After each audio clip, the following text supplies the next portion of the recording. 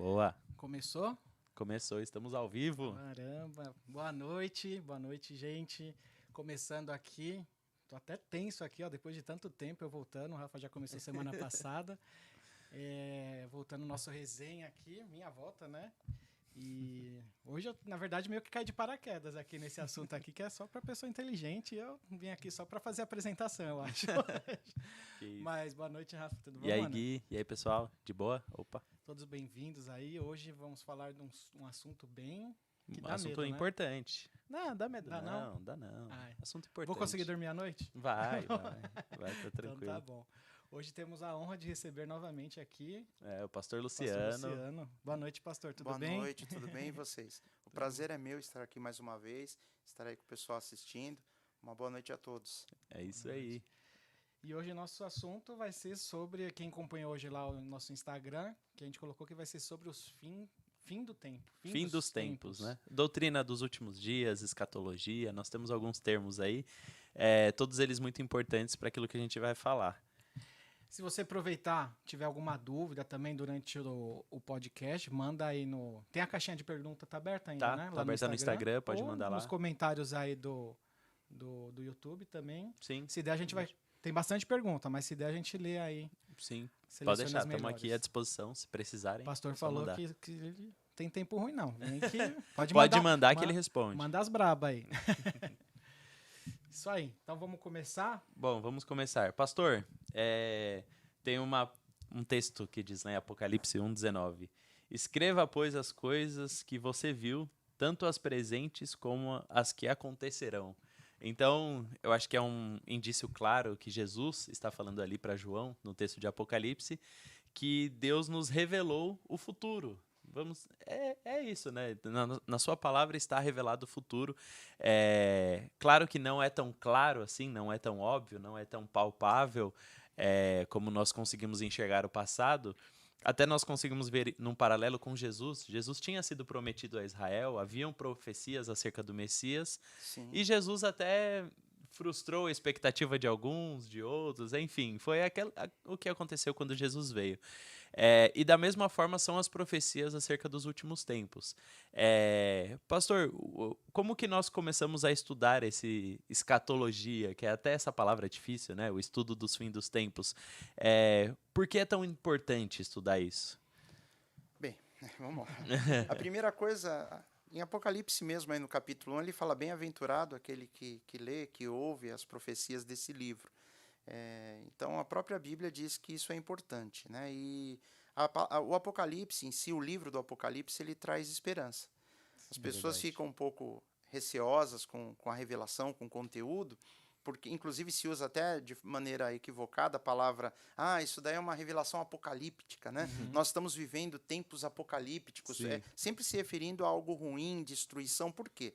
Porque no fim dos tempos, uma parte dela, pelo menos em 7 anos, aí a Terra vai experimentar um período bem difícil. Jesus se refere a isso como um período que vai haver uma grande tribulação, como nunca houve, e ele fala, e depois nunca mais haverá. Então as pessoas ficam receosas, mas a Bíblia diz que é importante nós estudarmos, porque traz esperança para a igreja, ela mostra para nós que Deus está no controle da história. Então, Deus sabe o que está fazendo. Eu sei que parece óbvio falar isso, é verdade. mas ainda hoje nós encontramos, às vezes, pessoas que se dizem cristãs, que defendem a ideia de que Deus não sabe bem de todas as coisas, né? Que se ele soubesse, não haveria o pecado, enfim. Eles vêm com umas teorias negando a soberania e a onisciência de Deus. Mas Deus está no controle e ele mostra para nós que está revelando o que haveria de acontecer. Foi uma pergunta dupla, né? Eu acho que você perguntou a dificuldade, né? Que é uma dificuldade também, se não me engano. A importância é essa, nós crermos na soberania de Deus e nos prepararmos como igreja, como corpo de Cristo. E a dificuldade, principalmente do livro do Apocalipse, ela consiste que depois de estudar muito, eu cheguei à conclusão que o livro de Apocalipse sozinho, ele não revela muita coisa. É verdade. Esse é o problema. Na realidade, Deus ele começa a revelar tudo o que vai acontecer na história inteira, desde o primeiro capítulo de Gênesis, lá no início, até a última linha, até o último versículo do livro de Judas, que é o que antecede o livro do Apocalipse. Aham. E tudo que está revelado com relação aos últimos dias, ao fim dos tempos, está de uma maneira quase que codificada. Né? Em toda a Bíblia, Em né? toda a Bíblia, do começo ao final. O Apocalipse, ele é um guia que vai nos ensinar a interpretarmos o restante da Bíblia. É Sim, como se ele a é uma Bíblia chave, né? fosse uma chave interpretativa. Como se a Bíblia toda ela fosse um quebra-cabeça de, sei lá, 20 mil peças, e você pega a peça na mão só com as peças, é como se nós tivéssemos um bloqueio mental que seria impossível ligar uma na outra. Eu vou no Apocalipse, o Apocalipse fala, ó, pega a peça número 632, ela encaixa com a ali. 144. Quando você põe as duas juntas, você fala, uau. Faz total sentido, E aí verdade. começa, o Apocalipse ele ensina como nós ligamos as peças que Deus já distribuiu na Escritura inteira. Sim. Né? E por isso que se torna difícil, porque as pessoas já vão direto para esse livro. Esse livro em alguns pontos é muito tenebroso, né? É muito... Tem umas imagens fortes, né? Tem, Vamos dizer assim, anjos e bestas, e as pessoas criam na cabeça, né? Toda o uma próprio fantasia. nome besta, né? Na Bíblia, né? Eu não sei se na outra ocasião eu falei sobre isso, mas enfim, né? Não, pode Bem, falar, pode falar. Não tem problema. Não tem problema. A palavra besta na Bíblia, ela significa um animal feroz que tem a ferocidade suficiente para matar um ser humano. Isso é besta. Então vários animais pode que ser um conhecemos. Não, inclusive, a Bíblia fala de bestas feras da terra. Sim. Então são leões, elefantes, crocodilos, hipopótamo, jacaré. Esses animais que têm a condição de matar um ser humano que não seja um escorpião, uma aranha. Não, é pela força, né? É pela força. A força bruta desse animal é suficiente para matar um ser humano, né? Em geral ele mata, então eles são chamados de bestas. Que legal. Toda besta na Bíblia, se você ver com atenção, é um urso, é um leopardo, é um leão. Então, e aí só a questão da palavra besta não ser compreendida numa linguagem atual, as pessoas já imaginam, uma besta, e aí vem com 7 cabeças e 10 chifres, né? Mas se você ler só no Apocalipse, você vai ver essas bestas todas cheias de detalhes, que lá em Daniel, por exemplo, ele teve um sonho, uma visão que foi dada a ele, que ele vê esses monstros, e lá em Daniel o anjo fala o que significa. Ele falou, isso é... É um sentido figurado, né? Vamos dizer assim, só muitos deles. Só que lá o anjo dá o sentido exato, literal. O sentido literal não sou eu que interpreto. Sim. O anjo fala para Daniel o que é. Só que se eu só conhecer o Apocalipse, eu não sei que lá em Daniel tem a tradução dessa. É uma passagem paralela. O que João vê lá em Apocalipse é paralelo ao que ele vê em que Daniel viu. Só que lá para Daniel o anjo falou o que era. Sim. E para João não. Então o leitor vai ler, ele vai imaginar 1 milhão de coisas. Inclusive vindo um monstro com 7 cabeças. Então o Apocalipse ele fica muito enigmático quando nós esquecemos que a Bíblia inteira é a revelação do Senhor. E o Apocalipse só vai ensinar como ligar as coisas. Talvez se João não tivesse lido Daniel, ele ia ficar perdido, né? Se o anjo começasse a falar para ele, falava... E até a palavra Apocalipse é revelação, né? O significado da palavra. Porque criou-se no termo Apocalipse, criou-se um medo, um pavor, né? A palavra revelação no sentido mais estrito dela, assim. Sim. Antigamente, hoje não tem mais, né? Hoje nós temos leitor... como é que fala? Captura de imagem CCD, né? Imagem digital, mas antigamente tinha um filme. Então você tirava uma fotografia, você tinha que mandar para revelar. É essa revelação que ele fala, é algo que enquanto não trouxer à luz, ninguém sabe o que tem ali. É isso, a palavra é nesse sentido a revelação. Ou também no grego, a palavra apocalipsis, né, ela se aplica quando, por exemplo, sabe quando a criança brinca de se esconder embaixo da coberta? E aí você chega, vai brincar com a criança, o que é isso aqui? É um cachorro, aí bate, assim, a criança dá risada e tal. Essa questão de tirar um pano para ver o que tem embaixo, também é apocalipse, é revelar, é descobrir, é trazer a entendimento. Que legal. Coberto, você vê um formato, você deduz, deve ser tal coisa, mas eu só tenho certeza quando eu descubro. Eu tiro. Que legal. Esse é o significado de palavra apocalipse. Sim. Entendeu? É bom porque Inclusive, só para completar, Jesus, numa das passagens no Evangelho, ele fala assim, não há nada em oculto que não venha a ser revelado. Essa palavra revelado, ele fala, não há nada... ele usa... O oculto é apocalipto, Uhum. que não venha a se tornar Apocalipse, ele Sim. fala, né? Então, revelado é mais ou menos isso. Né? Sim, sim. Não, e é importante porque já tira um pouco do misticismo. Tira. Porque eu acho que é uma coisa que nós temos que lutar contra ao falar dos fins dos tempos. Até esse ano eu preguei isso aqui nos jovens. É porque existe muito misticismo. Existe, não, olha, contaram tal história. E é sempre alguém que falou, que é alguém que disse, não sei o quê. E a Bíblia mesmo, poucos leram, poucos buscaram interpretar, buscar a fundo o que está querendo dizer. Então, nós queremos elucidar o pessoal hoje com a palavra de Deus, que eu acho que é o melhor guia, né? Não a teoria ou a opinião de ninguém, nenhum filósofo, ninguém. E aí, já falando disso, sobre o estudo, a importância do estudo, eu acho que a gente pode até falar do medo que as pessoas têm do assunto, né? O porquê que elas têm tanto medo, pastor, de saber do fim dos tempos. Eu vejo pessoas na igreja, não, vai falar de fim dos tempos, não sei. Nem Cria-se vem uma no culto, né? tensão. Quando falar de que vai ter sobre... Cria-se uma tensão, sabe? De, ai meu Deus, como será? Como que vai ser esse negócio quando Jesus vir, quando o anticristo vier e tal? Eu vou estar aqui, eu não vou estar aqui, sabe? Por que que as pessoas têm tanto medo?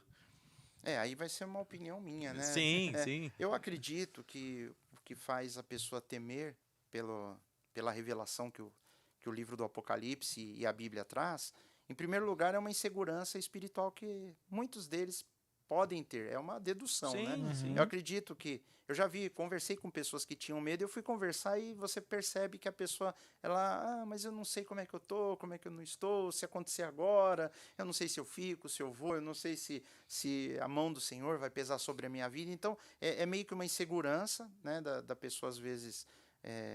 cada um de nós, né? No fundo, nós nos conhecemos, o Espírito Santo fala ao nosso coração, né? nos cobra, Sim. né? Ele está sempre Mas nos mal essa orientando. pessoa não sabe que daqui a pouco ela pode atravessar a rua e morrer, né? Sim, Vai adiantar sim. de quê, né? E eu acho, fora esse lado, tem uma outra parcela também que eu entendo que fica preocupado por conta da mídia. A mídia fez muito filme de fim dos tempos e vai acabar tudo e vai destruir tudo. E na realidade, o que muitas pessoas não sabem é que toda essa destruição que a Bíblia revela lá na questão da tribulação é uma preparação para a vinda de Cristo. E Jesus, ele vem para reinar na terra. Então é baita de uma mensagem positiva. Com certeza. Jesus vem para reinar. Ele veio a primeira vez e reinado os de Jesus seus terreno. não receberam. E ele falou, eu vou para o meu Pai, mas eu vou voltar. Então, é que muita gente só fica focado ali na destruição, né?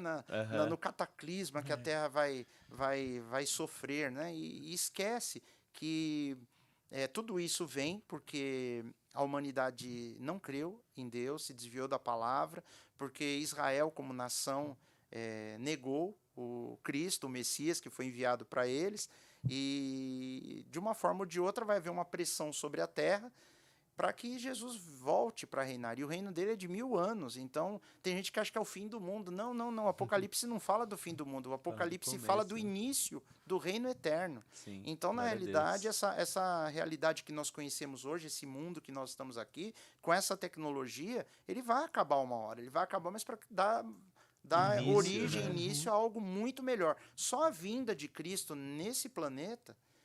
porque ele vem aqui nesse planeta. Tem gente que fala, nós vamos morar no céu, né? Eu até discuto um pouquinho isso, porque o céu é a habitação do Senhor hoje. Né? E os que morrem em Cristo, eles vão ficar nesse lugar chamado céu, que é o paraíso, por um tempo, até que o Senhor volte. E quando voltar, e no reino eterno, o próprio Deus vai morar com o povo. Então Deus não vai mais ficar no céu, ele vai ficar na nova terra, que ele diz. Então, a nossa morada eterna, na realidade, é no reino eterno. Né? Eu costumo usar sempre esse termo. Não é nem o fim, né? É o começo. É o começo, é um começo de eternidade. Então é o que a palavra de Deus termina para nós. Lógico que a Bíblia, ela foca bastante nas coisas que vão acontecer nessa nossa realidade terrena. Porque depois que Jesus vem para reinar, nos últimos dias, depois que Jesus vem para reinar, a Bíblia nos mostra lá no livro de Isaías que ele vai ensinar os povos, ele vai fazer... não sei se palestras, diz que os povos vão para lá, para o reino dele lá em Jerusalém, para ver ele falar. Então só tem coisa boa pela frente, né? E depois no final ele entrega o reino ao Pai e Deus cria novos céus, nova terra e começa tudo do zero. É um restart aí, né? É um início, enfim, termina essa antiga criação e começa algo novo, melhorado. É o reino sem fim. Então, o Apocalipse termina exatamente falando disso, que dali em diante nunca mais vai ter dor, não vai ter sofrimento. Sim. As últimas palavras do livro do Apocalipse é dizendo, olha que esperança, né? Um dia tudo isso vai subir, Vai passar. nós vamos pegar um pico muito ruim, mas depois que passar Verdade. isso, depois é só alegria, né? Para quem crê nessa palavra. Com certeza. Para quem não crê, ali o cenário é negativo. Né? Que eu acho que pode ser até uma revelação do amor de Deus, né? Porque é um livro, a Bíblia é um livro de esperança, né? Sim. Total. Então, ele já mostra o fim para a gente. Né? Então, a gente pode ter isso como, se a gente ler e interpretar dessa maneira de ser ver a revelação do amor de Deus por nós, que Ele fez de tudo desde lá do começo, pensando na gente, pensando que Ele nos ama, que Ele fez de tudo e no final é a esperança que vai dar dentro da gente, ficar dentro da gente o amor dele, né? Sim. Até o pastor Edson cita uma frase de um antigo avivalista que eu esqueci o nome, mas ele sempre cita que eu li a Bíblia do primeiro ao último versículo e no final nós vencemos. É isso, né? No final de tudo nós vencemos. Sim. E eu creio que Deus teve que revelar tudo isso porque na essência de justiça que o próprio Senhor tem, ele seria... Tudo que Deus faz é perfeito, né?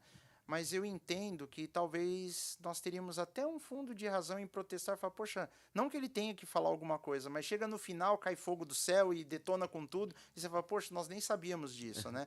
Então eu acho que quando Deus revela, ele está falando, ó, não tem nem o que falar, tá tudo aqui. Sim. Né? Eu já deixei revelado. Deixei né? revelado e, enfim, por isso que a fé é importante, porque tudo isso é pela fé. É muito difícil nós olharmos racionalmente para essas coisas e crermos, né? A fé é o que salva, né? Com certeza. E Deus, ele revela coisas antecipadamente para aquele que crer. E o que crer vai ser salvo e vai usufruir dos benefícios que Deus tem para aqueles que creem, né? Sim. Então, é muito interessante saber que Deus ainda se preocupa em revelar para nós, né? E, pastor, por que o senhor acha importante estudar esse tema? Estudar sobre o fim dos tempos? Tá. Eu acho importante primeiro, porque Deus revelou. É um assunto que o senhor gosta, né?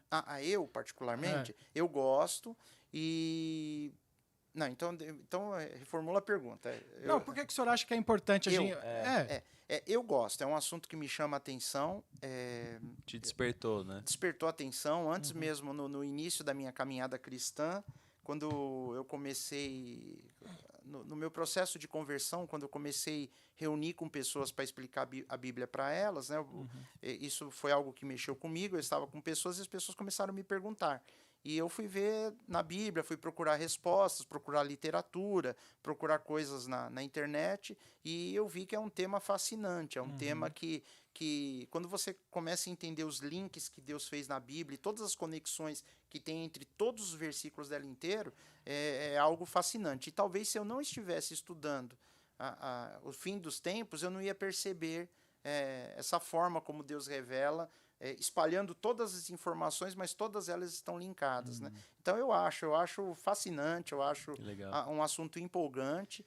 E eu acho importante porque eu vejo Jesus, por exemplo, dedicando um capítulo inteiro do Evangelho, o capítulo 24 de Mateus. Os discípulos queriam saber, Jesus fala para eles, né? Dá até bastante detalhes. Né? Nós vemos 3 evangelistas ali, Mateus, Marcos e Lucas, falando sobre as coisas que Jesus falou, e depois Deus chama João e mostra para ele tudo o que vai acontecer. Então nós vemos que é algo importante.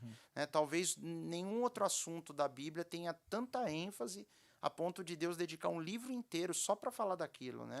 Então eu acho que é importante, porque Jesus, ele edificou a igreja, ele falou, edificarei a minha igreja e as portas do inferno não prevalecerão contra ela. E a igreja passou por muita coisa, né? A igreja sofreu muito. Hoje ainda sofre no mundo, mas, enfim, né? Aqui no Brasil nós não sabemos nem direito o que é perseguição. Que nem a ponta do iceberg, nada. Mas a igreja sofreu muito. Eles precisavam de ter uma... Sim, nesse período de sofrimento, né? E Eles foi exatamente ter nessa época uma esperança, que né? começou, Jesus trouxe, olha... Provavelmente ali estava sendo perseguido pelo Império, né? Ele foi exilado na ilha de Patmos. Exato. Então, a igreja precisava de uma esperança, Precisava, né? E é uma esperança. Jesus já tinha dito, né, que o Filho do Homem viria no momento em que nós menos esperávamos. Então, existe uma iminência, né? Nós não sabemos quando. Ele falou, o dia, a hora, ninguém sabe e tal. Mas tem esperança, vale a pena esperar, vale a pena suportar tudo que vem pela frente, porque o final nós vencemos. Sim. Né? O final Então é algo que mexe com a minha... Eu sou curioso, eu gosto de desafios, eu gosto de puzzles, né? De Sim. quebra-cabeças. E isso é um grande quebra-cabeça Esse é na Bíblia. um quebra-cabeça enorme, principalmente quando você vê como Deus distribuiu as peças e elas se encaixam de maneira perfeita, é incrível. E é interessante, quando a gente estuda todos os princípios bíblicos, eles estão espalhados em uma forma de quebra-cabeça.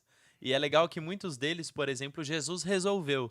Jesus resolveu a questão acerca do divórcio, por exemplo. Sim. Disse o que foi dito aos antigos, e aí ele pega uma menção lá do Antigo Testamento, ele pega a lei, ele pega a dureza do coração dos homens, mas ele pega o princípio de Deus e ele fecha ali uma doutrina. Então você vê que as informações estão lá, eu dei só um exemplo desse momento que Jesus explica, mas de muitas outras doutrinas, até mesmo a Trindade, por exemplo, que a igreja depois estudando viu, nossa, olha, existe uma coesão entre o Pai, o Filho e o Espírito Santo, então nós temos aqui uma Trindade, e não existe o termo Trindade na Bíblia, né? Mas já começa lá na Bíblia, em Gênesis, no princípio, né? Barashit bara Elohim. E Elohim é uma palavra plural. Sim, não é um singular, né? Não é singular, é plural. E aí você fala, ué, é mesmo. Faremos, pois, o homem. Depois ele fala, façamos o homem conforme a nossa imagem e nossa semelhança. Então você vê, aí você fala, uau, as coisas estão se ligando, né? Sim. E é a mesma coisa. É o mesmo método, né? Vamos dizer assim. Deus, ele deixou... É o mesmo autor. Exato. É o mesmo autor. Então, escreve, até se você quiser estudar algum princípio bíblico ou alguma doutrina, saiba que a Bíblia inteira fala sobre os princípios de Deus. Existem pessoas hoje em dia que usam muito para combater, falar mal da igreja, alguns textos específicos lá da lei e tal, meio que para tentar... descredibilizar a Bíblia. Olha, vocês acreditam na Bíblia, mas a Bíblia diz isso. Aí você fala, querido, mas está fora do princípio, a lei tinha um contexto, enfim. Então, estude a Bíblia, entenda os princípios da Bíblia. Sim. É um grande quebra-cabeça que, se nós analisarmos como um todo, nós vamos chegar a conclusões daquilo que Deus, do caráter de Deus, né? Sim. Ou tentar se aproximar do caráter de Deus. E só para complementar, né? Nenhuma verdade bíblica ela pode ser defendida se eu não tiver pelo menos 2 versículos que concordem com aquela afirmação e nenhum que discorde. E é aí que muitos se perdem. A pessoa pega ali uma pérola, falou, opa, aqui, ó, aí defende uma posição, ali, uma ideia. Só que em outro lugar vai ter algo que contradiz aquilo. Mas não, mas isso aí... e nós temos que ser coerentes na análise. Exato. Né? A análise, eu preciso de ter dois pontos distintos, no mínimo, falando aquilo, e não achar nenhum outro. Então, é um trabalho exaustivo. Sim, né? Com certeza. Não é do dia para a noite. Mas já teve muita gente já que passou na nossa frente, já estudou que já nos ajudou, coisa, exato. Então, irmão, ó, seja sábio, estudar a Bíblia, tem gente que pode nos auxiliar, muitos livros bons, e até porque, eu pego lá um comportamento de um rei do Antigo Testamento, ele às vezes estava fazendo algo e não era que aquilo era aprovado por Deus. Sim. A Bíblia está retratando aquilo que ele fez, você não tem que imitar o que ele fez, né? Enfim, né? E aí, pastor, vamos falar sobre... Eu acho que é importante começarmos aqui sobre o período dos últimos dias, até o que acreditamos estar vivendo, né? Que é o princípio das dores, tempos de angústia, tempos que a Bíblia fala em vários lugares. Nos últimos dias o amor de muitos se esfriarão. O que acontece nesse período que o que nós acreditamos estar vivendo? Você conseguiria mostrar para a gente, assim, biblicamente, como é esse período? Quais são os fatos mais importantes, aqueles pontos cruciais que a gente citou dessa fase aqui que nós acreditamos ser os últimos dias? Tá. Jesus, ele, voltando lá em Mateus capítulo 24, Marcos 13 e Lucas 21, ele fala sobre ele responde essa pergunta dos discípulos. Eles ficaram curiosos, Senhor. Jesus tinha acabado de falar sobre o templo. Esse templo não vai ficar pedra sobre pedra, e que não seja derribada. E eles falam, poxa, Senhor, fala quando vai ser o sinal da sua vinda e como que vão acontecer. Ele fala, olha, ninguém vos engane, cuidado, né, com os falsos, né? Com os falsos, aqueles que ensinam coisa errada, os que estudam de qualquer jeito. Sim. E ele fala, mas virão um monte de coisa, ainda não é o fim. Sim. Então, ele se refere a um período que é o chamado de princípio de dores. Ele fala princípio de dores, e Paulo, quando se refere também a isso que Jesus falou, ele fala como daquela que está para dar à luz. ele traz, apesar de Jesus ter usado uma palavra em grego que era dores de parto, ele não fala, na tradução mesmo, ele só falou dores, mas ele usou dores que se aplica a uma mulher que está dando à luz. E Paulo depois ele usa o termo dores de parto. Ele fala, ele complementa e traz mais luz sobre isso. Então Jesus está dizendo o seguinte, que antes de que venha o fim, e o que ele chama de fim é a vinda dele. Sim. É o fim desse mundo, dessa situação que nós conhecemos, né? Sim. Então, o fim não é o fim, vai acabar tudo, morrer, acabou. Não, o fim é a vinda dele. É um momento que, finalmente, né? Finalmente ele vem para reinar e acabou a estrutura do universo, da forma como nós conhecemos, ela será alterada no momento em que Jesus venha. Né? A hora que ele chega e os pés dele estão lá em Jerusalém, a Bíblia diz que vai ter um grande terremoto, vai fender um monte né, no meio, enfim, a vinda dele ela é bem impactante, né, vai abalar todo o universo. Mas Jesus fala que viria o princípio das dores. Ele fala um monte de coisa. Falsos cristos, falsos profetas, o amor de muitos se esfriando, pestes, fome em vários lugares, terremotos. Ele vai falando de coisas que nós já convivemos com isso. Guerras, né? Guerras, rumores de guerras há muitos anos. Né? Ele fala do engano. Então, nós podemos falar aí de doenças, de pestes, aí nos últimos 3, 4 séculos. Sim, né? sim. Nós podemos falar de guerras desde sempre. Sim. Sempre houve guerras e rumores de guerras. Não, né? Desde o Império Romano até hoje. Não mudou. Né? E se nós voltarmos do Império Romano, se pudesse voltar no passado, até que o que explica lá 7 cabeças da besta que vem do mar lá em Apocalipse, ele vai resgatar todos os impérios que dominaram sobre a nação de Israel, que começa lá com o Egito. Sim, então, na época do Egito já tinha guerra. Então, desde que o homem caiu, já houve guerra. Houve uma guerra pequena ali entre Caim e Abel. Uma guerra por ciúmes ali. Eram 2 homens só, mas se a família do Abel já tivesse formada e o Caim vai e mata ele, ia começar uma guerra entre famílias ali, com certeza. Né? E então, na realidade, Jesus ele fala que, quando ele usa a palavra dores de parto, que é o gancho para nós entendermos quando que vai ser. Se nós já estamos ou não. É a dores que vai dar. Por quê? Como funciona a dor de parto? A dor de parto é assim, né? Em breve... o Gui já teve e eu em breve. É você que em breve. Isso, mês que vem. Quem que tá 4 meses aí que falou? Bebê de 4 meses. Então você vai ver só como é que é a dor de parto. A dor de parto, quando está chegando próximo ao parto, a mamãe começa a sentir contrações. E às vezes dá uma contraçãozinha bem de leve que ela até estranha. Fala, negocinho diferente. É um negocinho diferente. E vai ter outro depois de muito tempo depois, não é imediato. Depois tem outro, um pouquinho diferente de novo, dá uma repetição para sentir de novo. Só que levemente mais forte do que o anterior.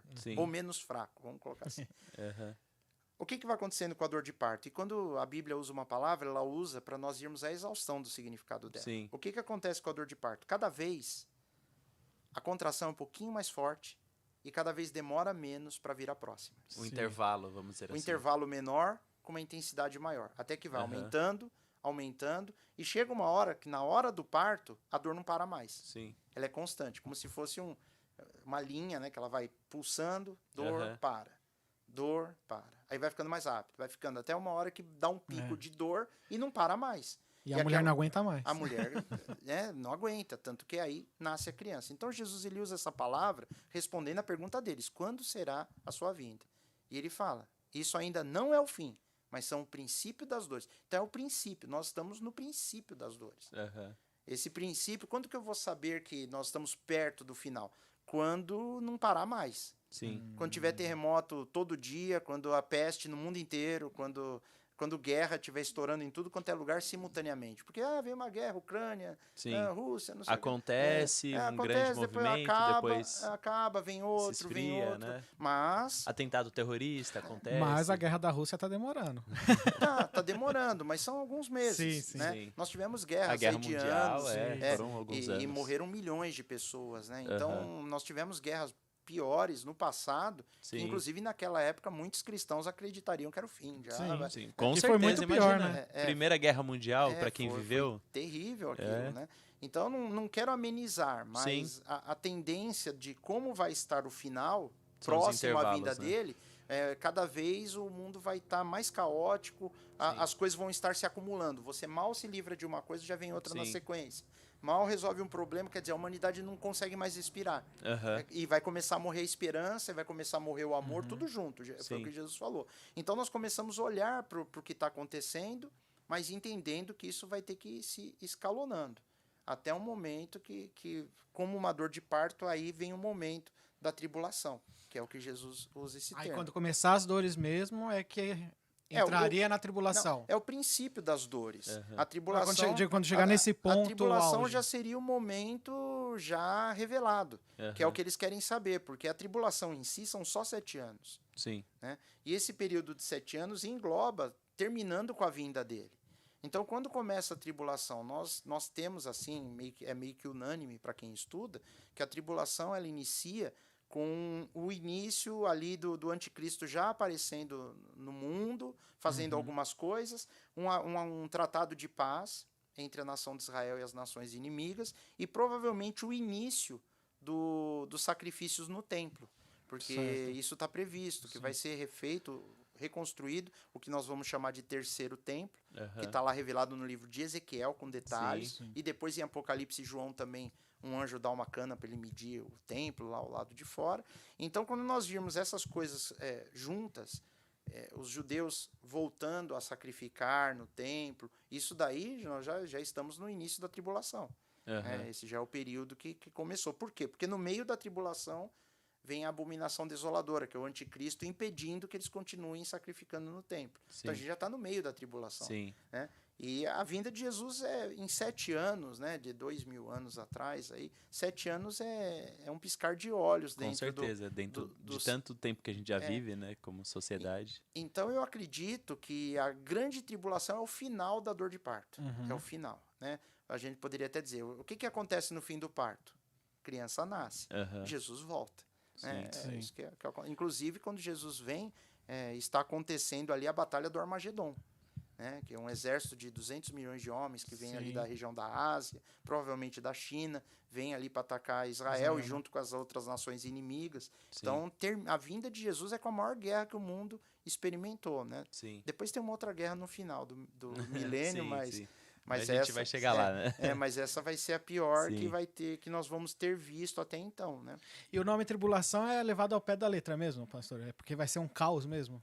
Foi o nome que Jesus usou, né? Ele falou que vai haver uma tribulação tão grande como nunca houve e nunca mais haverá. Então Jesus ele se refere à história toda conhecida até aquela época, e ele fala que depois da tribulação no futuro nunca mais vai. Mas ele se refere, né? Lógico, nós temos que entender o tempo que ele se pronuncia. Ele fala da tribulação, ele fala que nunca houve até aquele momento.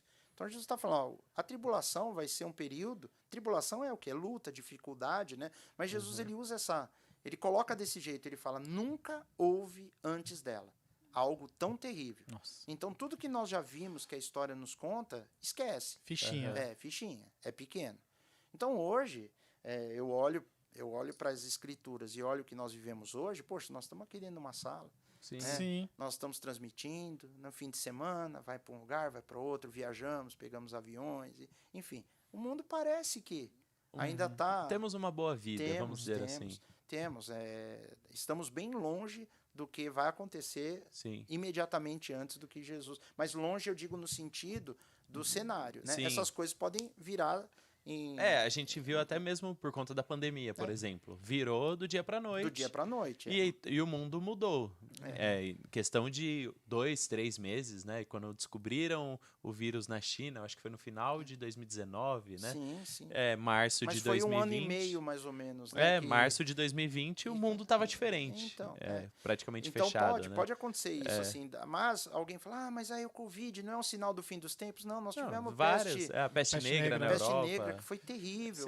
Foi algo assim, coisas que nós vimos a humanidade experimentando. Então não dá para dizer isso agora que está acontecendo. Vai um presidente lá, fala um negócio. Nós vamos acabar com Israel, como há um tempo atrás o presidente do Irã falou, nós vamos dizimar. Isso sempre foi dito. Todos os inimigos de Israel falaram. Lembra lá Esther? Lá no com o rei Assuero. do rei Assuero, mas era era o Natan, eu não lembro. Naamã? Era Naamã, que era o Naamã, cara que teve a ideia de Sim. aniquilar os Sim, israelitas. no dia do Pur, né? Isso, então. Então nós vemos que desde que Deus fez uma aliança com essa nação, Ela, espiritualmente ela sim. é um foco de ataque. né? E Hitler, depois de Hitler, que Então, teve Sim. poder para fazer isso, né? Que praticamente matou não sei quantos milhões de judeus, acho que mais de 6 milhões de judeus, não foi? 6 ou 7, se não me Então, engano. se esse cara que teve poder de fazer isso, então, tudo isso faz parte desses picos de dor que a humanidade Sim. vai passando ao longo desses anos. E, pastor, eu ia até falar alguma coisa também relacionada ao fim dos tempos que eu acho que colaboram para a vinda do anticristo. Por exemplo, o relativismo, a perda de estruturas assim que a sociedade tem vivido. Por exemplo, tudo que é fundamental a sociedade tem perdido, né? As bases da sociedade, não acredita-se mais em hierarquia. Mas não só perdido, desculpa interromper, Sim, mas claro. elas têm atacado. Sim, Ah, é verdade. Tudo que é fundamental, risca. Sim, Não, até esse termo fundamental hoje se tornou pejorativo, Sim, vamos dizer sim. assim. Quando é algo bom, uma casa não existe sem fundamento, por exemplo. E hoje esse termo é visto de maneira negativa, vamos dizer assim. Então, como esse processo social vai colaborar para a vinda do anticristo? Até mesmo a questão da fé em Deus, porque a vinda do anticristo vai ser justamente isso. As pessoas elas vão ser anti a imagem de Jesus e, querendo ou não, hoje Jesus ainda é popular, vamos dizer assim. Jesus ainda é pop, mas vai chegar um tempo que não, que as pessoas vão enxergar que é prejudicial para a sociedade essa visão de Jesus que as pessoas têm, a religião, a fé. Como que essas estruturas vão corroendo isso, pastor? Eu tenho uma impressão que hoje já muitas pessoas elas suportam a presença de Cristo, né? Sim. Eu acho que é um negócio que é meio que goela abaixo, né? Gera incômodo, né? É incômodo. E eu tenho a impressão que a sociedade em geral, eles não veem a hora de vir uma voz mais forte e que fala, ó, a partir de agora esse negócio de Bíblia, de Jesus não Já tem deu, mais. já deu, chega. Já deu, chega. Aham. Não vai ter mais lugar para essa turma tal, e o pessoal vai festejar isso daí, Sim. né? Nós já percebemos isso. Eu lembro, alguns anos atrás, coisa de, sei lá, uns 30 anos atrás, que eu me recordo, assim, 30, mais ou menos, que eu lembro que nos programas de televisão, e eu vou dar um exemplo bem, assim, simples, mas eu acho que retrata bem isso. A questão da irreverência, né? Antigamente, uma pessoa soltar um palavrão em público era algo extremamente desagradável, mal educado, né? Ainda continua sendo, mas Sim. eu lembro de uns 30 anos atrás, uns 35 anos, não, 30 anos atrás, em programas de televisão, quando algum entrevistado arriscava soltar um palavrão. E as pessoas começaram a aplaudir. Sim.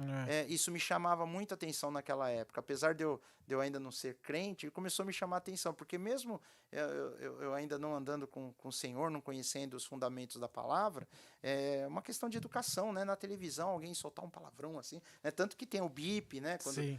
Mas aí começou a me chamar a atenção as pessoas aplaudindo. Então me dá a impressão que existe quase como um sufocamento coletivo e as pessoas querem soltar. Querem se soltar. E o cristianismo ainda é uma barreira. É como Jesus disse, que nós somos o sal da terra. Ainda a gente dá um tempero nesse planeta. A gente conserva ainda o mundo, né? Conserva de alguma forma a presença da igreja. Mesmo com todo... Né, tem as pessoas que vão usar as falhas dos cristãos para dizer que a igreja ela não é algo bom, mas ela é. A igreja são os cristãos, com todas as falhas que tem, amando a um Deus poderoso, que é real, enfim. Né, nós estamos caminhando em direção a Deus, querendo melhorar, né, todos os dias e aprender com Ele. Mas então, respondendo a tua pergunta, sem querer dar muitas voltas, né, imagina, claro. Eu entendo que essa pressão social das pessoas se livrarem de amarras, de leis, né, nós percebemos hoje que o certo se tornou errado, o errado se tornou certo, inversão de valores, as pessoas... É bem assim, tudo que é fundamental está sendo combatido. Sim. Então... E eu acho que essa é a palavra mesmo. Está sendo combatido, há um combate, é visível. Eu creio que... E aí, indo pelo lado espiritual, nós sabemos quem é o opositor a Deus, né? A palavra diabo vem do grego diabolos, que é opositor, aquele que se levanta contra Deus. E nós vemos que hoje o mundo ele está dando vazão à essência do ser humano caído, que é negar a Deus, eu não quero saber de Deus. E as pessoas ainda têm uma relutância, porque ainda não é muito... As pessoas creem num Deus diferente do Deus da Bíblia. Sim, Muitas é pessoas verdade. falam disso. Mas vai ter um momento que a pessoa vai ter que se decidir. Né? E provavelmente, a maioria deles vão optar por dizer que não há Deus. Como a Bíblia diz, não há Deus. Né? Não há Deus. Ou o alívio de, não, meu Deus, deixa eu fazer o que eu quero. Tal. Então, nós vivemos no meio de uma sociedade que não vê a hora de chegar alguém que dê voz a eles. É verdade. Dê voz. Né? Enfim, basta entrar uma liderança que seja totalmente contrária a Deus, que vai ter milhões de adeptos do dia para a noite, vai ser um negócio... Então, o anticristo ele vai vir trazendo todas essas respostas. Ele vai vir mostrando que seguir a Cristo, ou a Bíblia, ou Deus não está com nada, e que o futuro é a liberdade total, enfim, ele vai vir com esse discurso de amor, essa questão ecumênica, né, que nós temos que expressar amor, solidariedade, mas nós não já dá estamos nome. Vendo, né? Então, e isso vai trazer, assim, intelectualmente, um discurso intelectual bem inteligente, que vai roubar mentes que anseiam, né? mentes brilhantes vão se deleitar na intelectualidade das ideias, e as pessoas mais simples que querem viver uma vida sem culpa. Né? Totalmente uma sem vida culpa. tranquila, mas sem assim. culpa. Sem a culpa. Não, o que eu estou fazendo está certo, o que nós estamos fazendo não tem problema algum, e o evangelho é uma pá de cal em cima da libertinagem. Né? E o mundo anseia por essa libertinagem. Né? E então, assim, pastor, a figura do anticristo, o papel dele é exatamente esse? Falar para o mundo que não precisa de um Deus, que ele consegue resolver todos os problemas da humanidade? O papel dele, exatamente, eu acho que isso é uma das formas dele conseguir unificar, de trazer as pessoas para perto. Ele vai agir em várias vertentes. Né? Ele precisa primeiro resolver um problema político. É um problema de soberania nacional. Né? Qual é o país que, no seu juízo perfeito, entrega o poder para alguém superior? Né? Não, e a Bíblia diz que o mundo vai se organizar em 10 grandes líderes, e esses 10 grandes líderes, num momento específico, vão entregar o poder para o anticristo. São os 10 chifres das cabeças lá do sistema. A besta, que representa o reino do anticristo, na realidade, ela é uma composição onde cada cabeça remete a um dos impérios que já dominaram sobre Israel. Pegando todos do passado. Egito, Assíria, Babilônia, Média, Pérsia, Grécia e Roma. São 7, né? E ele diz que o anticristo ele vai pegar os elementos de todos esses, e esses chifres, o anjo fala para Daniel, cada chifre é um líder, é um rei. E esses 10 líderes, eles vão entregar o poder para ele. Então ele tem que resolver o problema de soberania em primeiro lugar. Convencer a humanidade a eleger esses 10 para que esses 10 entreguem para ele. E ao mesmo tempo ele vai ter que fazer uma corrida paralela para convencer espiritualmente. E aí entra a figura do falso profeta. Que é uma outra besta, é um outro sistema de império, só que com uma cabeça só e 2 chifres. Né? São 2 líderes que vão agir em conjunto. Essas figuras vão estar contemporâneas. Contemporânea, um vai apoiar o outro. Então, o falso profeta ele vai fazer com que a humanidade ele vai resolver a questão religiosa. Que é muito difundida no mundo, né? Não tem como. E ele tem que, de alguma forma, unificar as religiões ao máximo e apontar para essas religiões que esse cara é a resposta do anseio de justiça. O homem é caído, mas o homem anseia por justiça. O homem é caído, mas ele anseia por felicidade, ele anseia por paz. E então a gente vamos encaixar o que nós temos em comum, né? Nós não encontramos isso fora de Deus, e o homem busca por isso, e esse falso profeta vai trazer essa solução imediata e rápida. Que as pessoas vão adorar, né? E as pessoas vão adorar, porque não tem mais Cristo, não tem mais Bíblia, não tem mais Deus, e vamos adorar esse cara aqui. Então é uma força política e religiosa atuando ao mesmo tempo, e com isso ele consegue o apoio de todo mundo. Então o papel dele realmente é mostrar que ele é a solução. Ele vem, inclusive, como Messias, ele é o anticristo. Cristo é Messias. O Messias é a promessa de Deus que viria alguém que ia mudar a história e ia, de alguma forma, trazer respostas para a humanidade. Então ele vai se transfigurar nessa pessoa, né, que é o anti-Messias, né, o anticristo.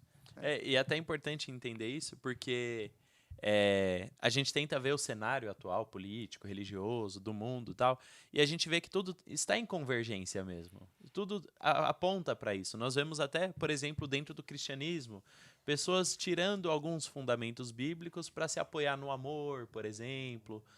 Vamos tentar enxergar dessa forma, tentar interpretar a Bíblia de maneira mais social, cultural, do que necessariamente como um livro canônico, assim, um livro sagrado. Não, vamos analisar socialmente, culturalmente. Nós temos que ler a Bíblia com os óculos da nossa sociedade. Tudo isso vai tirando os fundamentos da palavra de Deus e vai nos trazendo para uma flexibilização, vamos dizer assim. Eu acho que esse já é um propósito do anticristo, né? Sim. É flexibilizar os fundamentos da fé, falar, poxa, você está muito radical. Olha, você acredita que isso aqui é pecado? Mas calma, não é pecado. Não é bem assim, né? Não é bem assim. Esse processo, querendo ou não, ajuda, né? Auxilia. Paulo disse em uma das cartas dele, eu não lembro agora em qual, ele fala que quando, enfim, que em um determinado momento entrariam no meio da igreja lobos devoradores, Sim. né? E agora fiquei em dúvida se é Paulo ou Tiago, mas ele fala, enfim, que entrariam com novas doutrinas e relativizando a palavra, né? Em Sim. outras palavras. Ele avisou isso. Então, esse é um plano Mestres mesmo. para si, né? A palavra de Deus diz que mestres que falem aquilo que eu quero ouvir. E isso, em tem outras esses palavras. outros que falam que querem ouvir, e tem o que ele chama de lobos devoradores, que vão entrar no meio do rebanho, mas são lobos. Eles vão criar ali um evangelho palatar, que as pessoas vão, opa, essa igreja aqui eu gostei, eu vou ficar aqui, né? Agora, daqui eu não saio, porque aqui fala a minha língua. Exato. E esquecendo, quer dizer, relativizando como se enfim, se eu andar por aí, eu vou encontrar igreja que fala qualquer língua. Mas a língua da palavra de Deus são poucas. O que está escrito na Bíblia. E aí, vamos lá, o fundamentalismo bíblico, né, que é um palavrão hoje em dia. Um palavrão. É um palavrão. Olha eu falando palavrão aqui. O fundamentalismo bíblico, ele é algo que ele repele, às vezes, até cristãos sinceros, né? Quando você, enfim, nós vamos acabar entrando em outra seara, na seara aí do pecado, do amor e da justiça de Deus que andam juntos, né?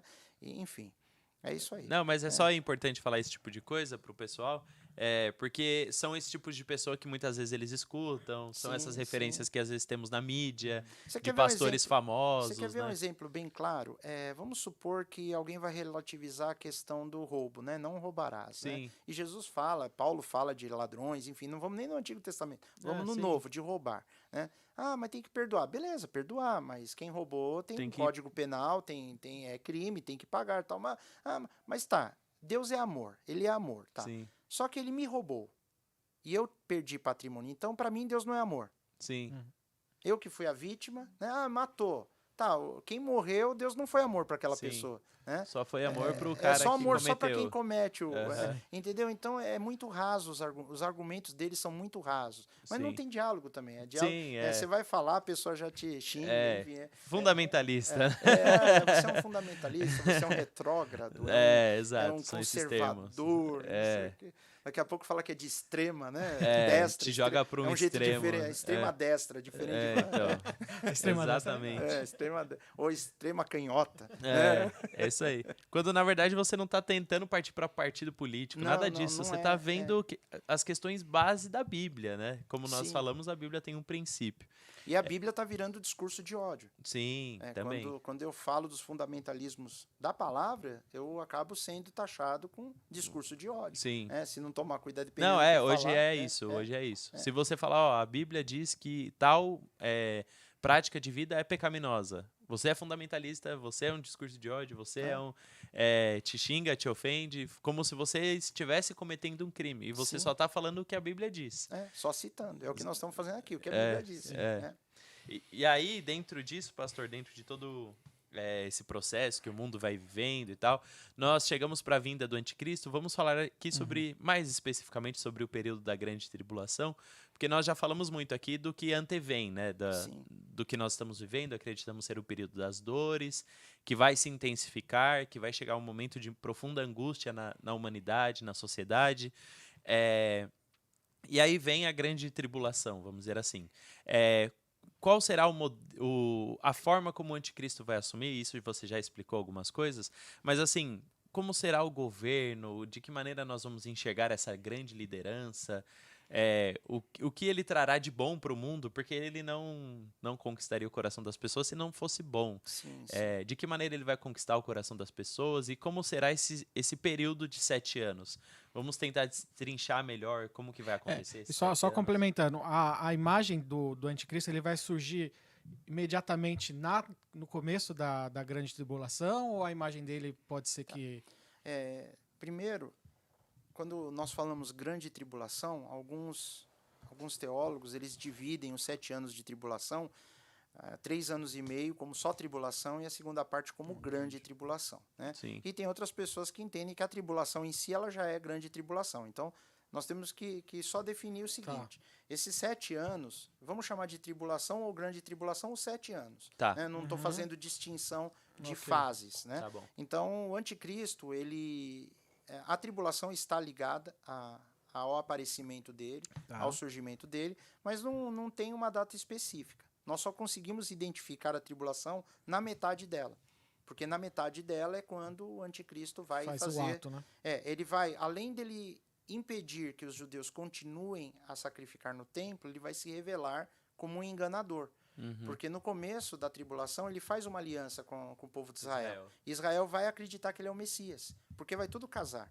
A reconstrução do templo, a novilha vermelha lá do livro de Números, que fala que tinha que ter, que vai aparecer. Eles vão inaugurar o templo, eles vão começar a sacrificar, e aparece um homem que a Bíblia diz paz e segurança.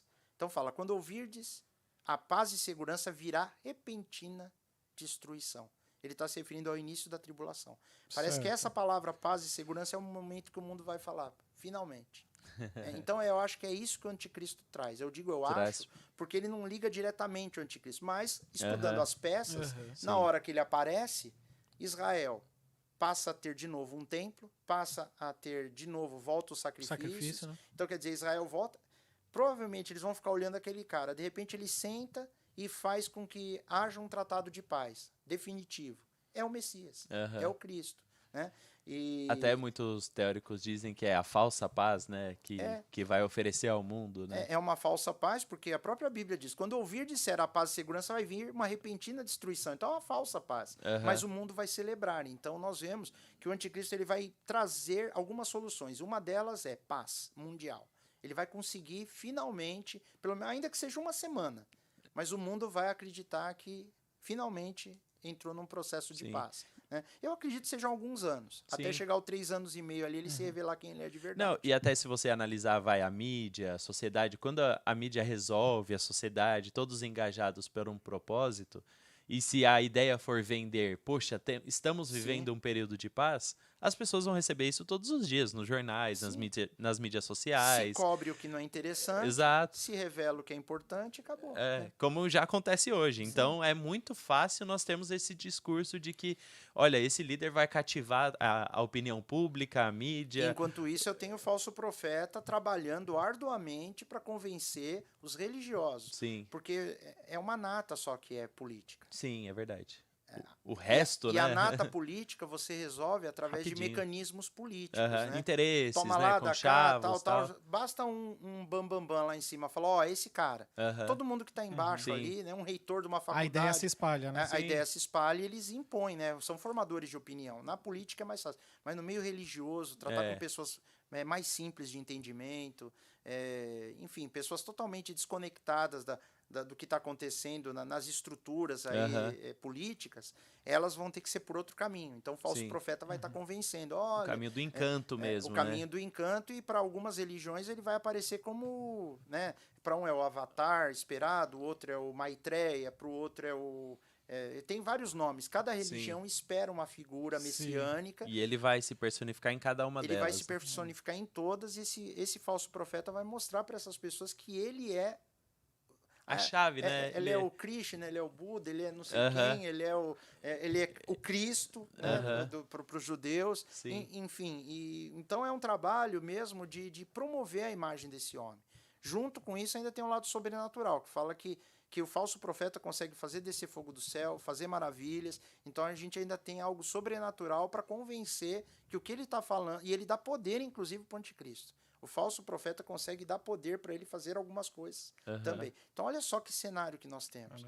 Nós temos um cenário que o cara resolve o problema da paz, no meio religioso ele tá mostrando para todo mundo que ele era a figura que eles esperavam lá em cada nicho religioso, e ainda desce fogo do céu, acontece coisas, tal, a humanidade vai à loucura. Celebrar. Mas esses falsos profetas, pastor, eles estão fazendo isso porque eles estão sendo usados por Satanás? Como que é? Quais falsos profetas? Esse que vai começar a anunciar sobre as coisas, fazer cair fogo do céu. Não, é um falso. Sim. É uma É a pessoa. besta, né? É o falso profeta que apoia o anticristo. Então, mas ele vai trabalhar em conjunto. Tipo, o anticristo vai falar pra ele, ó, vai fazer essas coisas por mim. Ou não dá pra saber A Bíblia isso? não dá detalhes, mas diz que um apoia o outro. E diz que Satanás ele dá poder para esses dois convencerem toda a uma Na realidade, é chamado até de trindade satânica quando a gente estuda, né? Que é o anticristo, o falso profeta e Satanás. Né? Que eu Como tenho se ele quisesse o copiar, filho, né? o Espírito Santo, que seria o falso profeta, e o pai, né? E o pai, que é o Satanás, entendeu? Sim. Então, é bem interessante nós vermos essa forma como eles vão trabalhar. É a humanidade que voltando, se sente sufocada com a questão de Deus, para eles vai ser um alívio imediato, porque agora você pode tudo, agora não tem mais nada, todos os valores vão ser automaticamente cancelados. A Bíblia fala que ele vai mudar os tempos, os tempos no sentido da estrutura social, ele vai mudar a sociedade. Ele vai dar para a sociedade o que a sociedade quer. Sim. Né? Enfim. Ele vai ser a solução para os de direita, para os de esquerda, ele vai ser a solução para aquele que é mais progressista, para aquele que é da família, para todos eles ele vai encontrar um ponto de convergência, de falar, ó, eu vou oferecer aqui uma saída, porque essa briga aqui não tá valendo a pena, né, para todo mundo. Então acho que ele vai encontrar esse equilíbrio com todo mundo e vai falar, ó, fechamos aqui um pacto de paz. Sim. E aí o mundo vai celebrar, né? E ele vai partir sempre do princípio da tese e da antítese, né? E aí ele vai criar a síntese. A síntese vai ser uma nova situação que não é nem a tese, não é nem a antítese, não é nem esquerda, nem direita, trocando em miúdos. E é uma nova via, né? Essa palavra, né? Mas não estou falando que não tem nada a ver com essa atual, né? Não é isso que vai acontecer. Mas ele vai propor algo que nunca foi visto antes. Satanás tem essa carta na manga. Eu tenho certeza que ele está guardando algo que a hora que ele apresentar vai ficar assim, como assim? Todo mundo vai olhar e falar, caramba, todo era isso. mundo que aderir àquilo vai ser beneficiado de uma forma ou de outra. Já tem algumas coisas acontecendo aí, no cenário internacional. Já tem algumas pessoas que fizeram algo que chamou muito a minha atenção há um tempo atrás, eu estou só observando e acompanhando. Né? Mas, por exemplo, eu vou dar nome a alguns bois, não sei nem se perde o alcance do vídeo, né? Eu já falei algumas vezes, eu já vi vídeo que perde o alcance. Mas o presidente, eu sem dar nome, né, para não dar problema. O presidente anterior dos Estados Unidos, antes do Biden, ele tem um genro. Né, que é casado com a filha dele. Esse genro tá mexendo os pauzinhos. Aí ele conseguiu bolar uma ideia de que entre israelitas e árabes, se eles aderirem à ideia dele, todo mundo sai ganhando.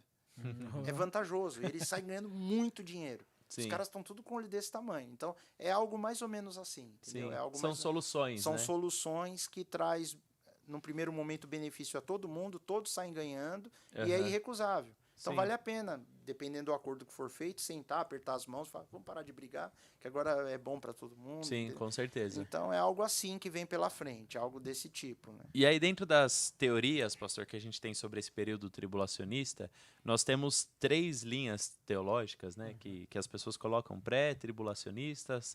Com relação ao arrebatamento ao arrebatamento da igreja, porque a igreja vai ser arrebatada. Eu acho que também é um ponto importante nós falarmos sobre o arrebatamento e falarmos sobre essas linhas, os pré, os tribulacionistas e os pós, só para nós tentarmos amarrar aqui uma linha do tempo, assim, sobre o arrebatamento primeiro e depois sobre essas linhas. Algo importante é que se o arrebatamento da igreja ele não fosse um capítulo à parte, não teria muito porquê ele ser citado. Sim. Né? Esse é um argumento que para mim faz muito sentido.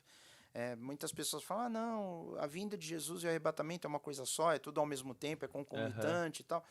Tá, se for, então para que falar de eventos diferentes? Ou falar do mesmo evento, como se eles fossem coisas diferentes e com detalhes diferentes entre si. Sim. Então, o arrebatamento da igreja me parece ser uma promessa de esperança para aqueles que creem na palavra de Deus. Sim.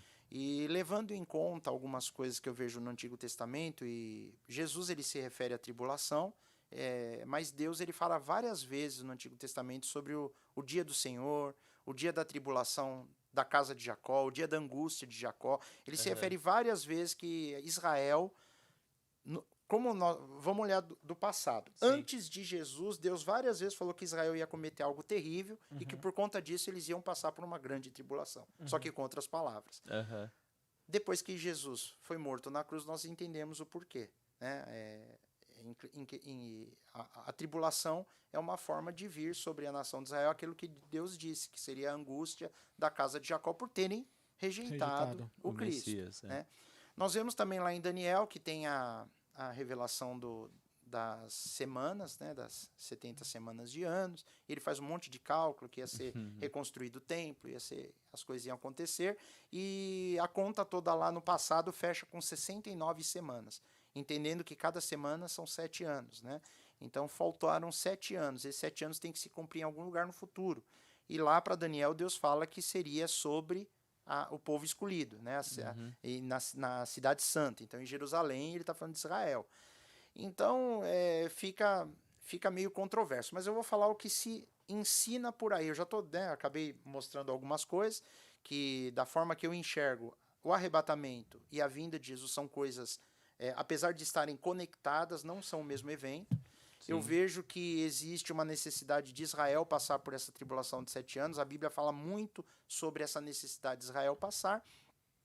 E aí eu não vejo sentido de ter uma promessa da igreja especificamente ser arrebatada, se não fosse para nós não passarmos, para não termos que passar por isso. Né? Depois eu cito alguns versículos. Mas quais são as posições? Então existem 3 posições escatológicas com relação... Existem mais, algumas mistas, sim, mas as 3 maiores, as principais, sobre o momento do arrebatamento é o pré-tribulacionismo, que diz que o arrebatamento acontece antes de iniciar a tribulação. Existe o meso ou mid-tribulacionismo, que diz que o arrebatamento acontece no meio da tribulação, e o pós-tribulacionismo, que diz que acontece ao final, que é quando Jesus vem.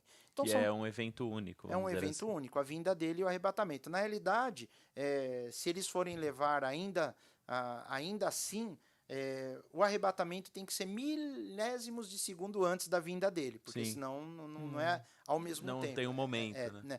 Tem que ser ainda antes. Antes vai ser, mas eles dizem que vai ser nesse momento da vinda dele, sim, milésimos de segundos antes, os homens serão arrebatados. Então são 3 posições, que todas elas não são levianas, são posições que eles têm bastante argumento, os 3 pontos têm bastante argumentos para defender uma ou outra.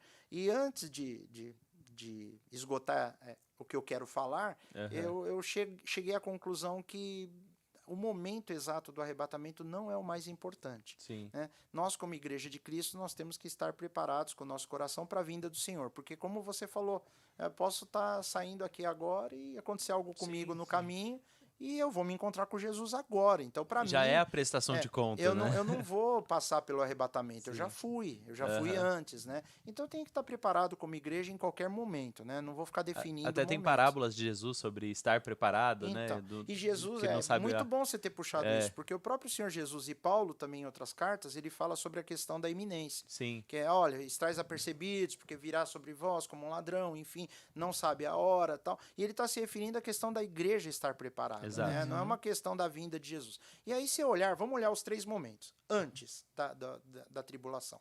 Antes de iniciar a tribulação, eu não tenho evento nenhum que a Bíblia me dá que fala, começou a tribulação. Não tem. Não existe um marco. Um gatilho, né? Não tem, não tem. De repente, quando você perceber, o mundo já está falando de paz, aquele cara acertou, calma aí, eu acho que já começou a tribulação. Você já vai ver ela em andamento.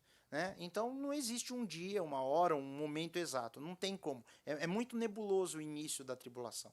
Então a questão da iminência encaixa bem num lugar onde você não tem datas. O meio da tribulação, que é exatamente o momento que o anticristo entra no templo e viola o templo e se revela como anticristo, os mesotribulacionistas acreditam que o arrebatamento da igreja se dá nesse momento. Porque eles interpretam que vai ter uma perseguição contra o povo santo, mas o povo santo é a nação de Israel. Ele vai perseguir Israel e não a igreja. Então, enfim, eles acham que a igreja vai ser poupada para passar. Mas esse momento exato a gente tem. Sim, é verdade. Depois que Então, começou os sacrifícios no templo, em não algum é dia e momento- hora, não é dia e hora, mas a gente sabe que ó, a hora que o O tempo anticristo, que pessoal, falta, né? a hora que o anticristo entrar dentro pessoal, daquele fica de negócio, olho ali, entrou, hora já era, rapidinho. opa, vai arrebatar. É Então verdade. já perdeu a iminência. Sim. Eu já não tenho mais iminência, eu já tô vendo, eu vou estar olhando pro templo. Aham. Eu tenho certeza que a hora que começar o sacrifício... Se você ficar com uma eu tenho câmera ali- lá 24 horas por Eu tenho dia. 3 anos e meio já para ser o Sim. arrebatamento. Já começo a contar no relógio. Sim. Então, Eu quero ficar só lá de cima, dar uma subiu a galera, entrou no tempo agora.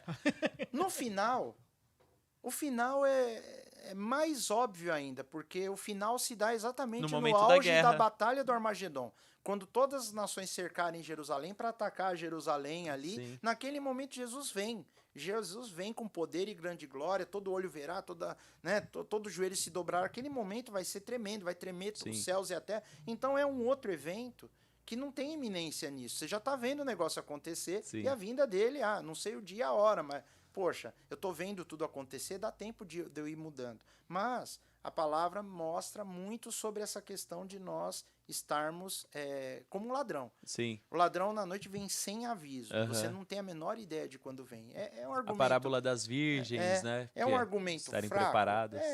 Pode ser um argumento fraco.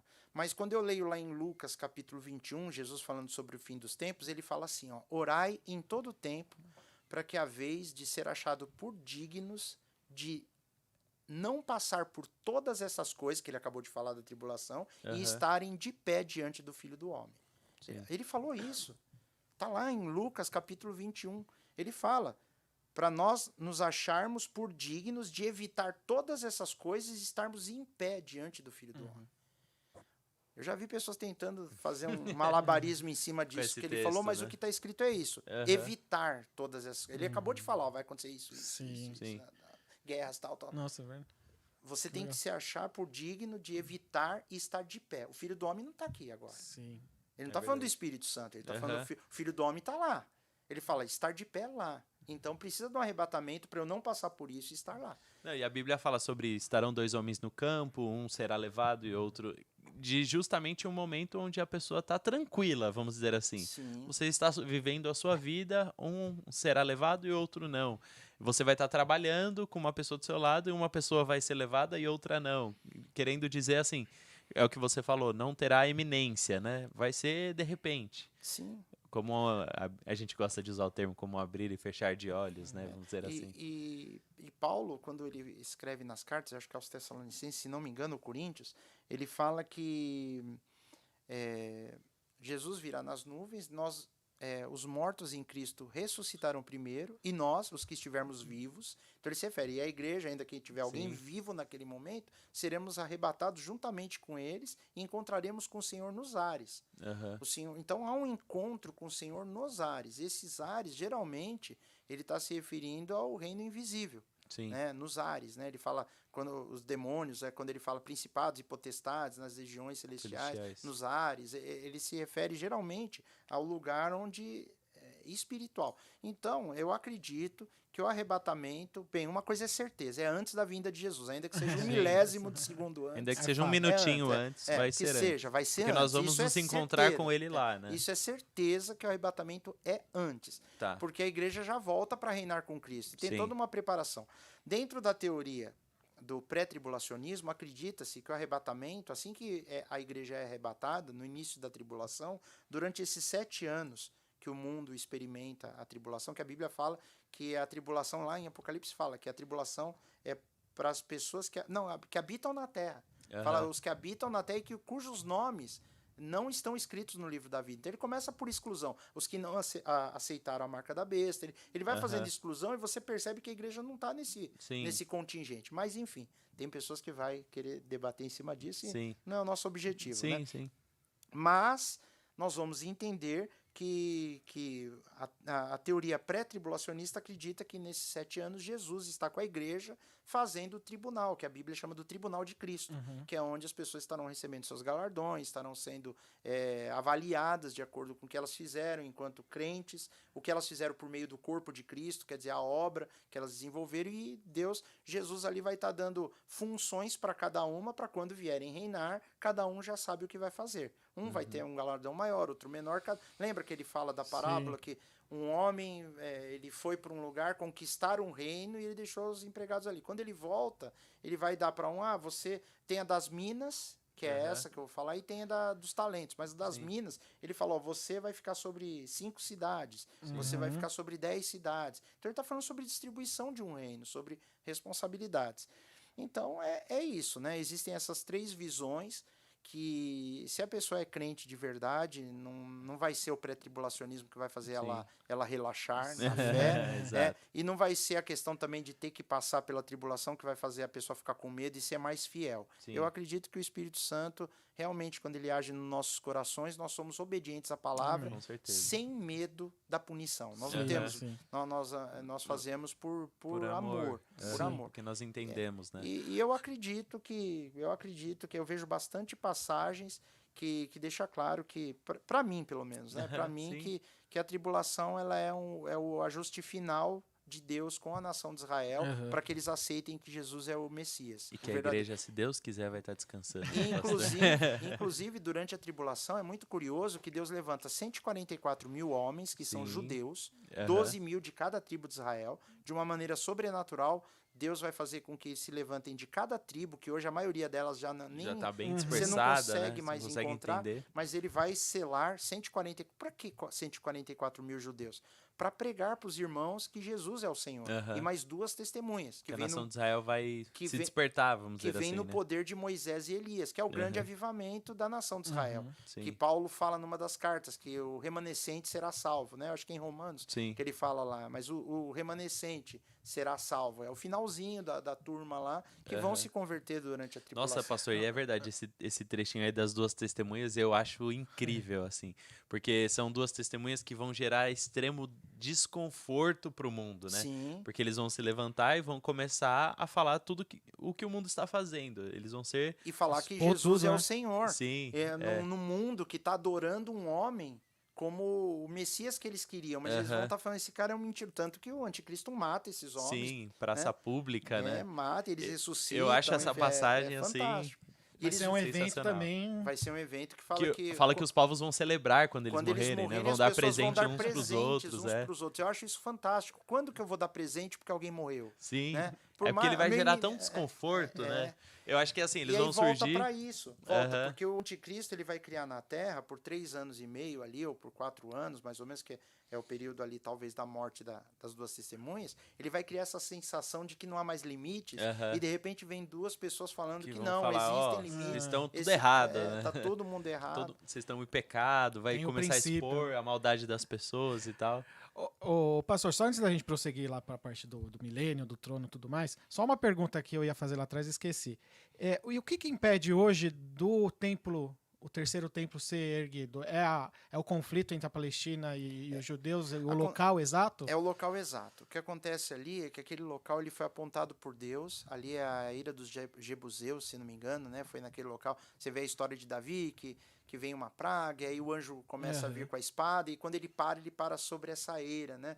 E aí ele compra e fala que ali ele vai construir o templo do Senhor, enfim. E aquele lugar é um lugar que tem a referência espiritual para eles, né? O povo de Israel não se conforma de uma forma ou de outra ter sido tirado o templo deles, o monte do templo ali, o Monte Moriá, inclusive o lugar próximo ali onde Abraão subiu com Isaac para oferecer ele em holocausto, né? E hoje, lá em cima, nós temos um domínio muçulmano, né? Então tem uma mesquita, o Domo da Rocha, fica tudo ali, é um complexo, acho que são três templos, tem o maior, que é o Domo da Rocha, mais 2 menores ali, que é aquele com o dourado lá, né? Que tem o Domo Dourado, é bem no local que seria o centro do monte, ali tem uma rocha, eles falam que naquela rocha Maomé ele ascendeu aos céus ali, então eles têm também o motivo de não abrir mão daquele local, e para construir o templo tem que ser no local onde ele estava, né? Então isso é um empecilho, mas eu acho que não é o maior empecilho é você ter como fazer a purificação do templo, e a purificação do templo depende de uma série de fatores. Um deles é ter todos os utensílios, que acredita-se que tem todos. Eu falo acredita-se porque o principal, a Arca da Aliança, oficialmente ela está perdida, né? Sim, essa Mas informação. oficialmente, mas parece que já encontraram há alguns anos e ela está lá preservada no local, está Nossa. guardadinha lá. Tem até algumas coisas interessantes sobre a pessoa que descobriu, mas é também conjectura, né? Sim, Sim. Mas teoria, existe né? foto do que eles tiraram dos utensílios, enfim, tem uma série de coisas sobrenaturais ali com as pessoas que viram, que encontraram, enfim, mas esse não é o foco. Então, hoje, para construir o templo, eu preciso de ter todos os utensílios, inclusive a arca, só que, para começar o sacrifício, a dedicação do templo ela precisa ser feita com a purificação das cinzas de uma novilha vermelha.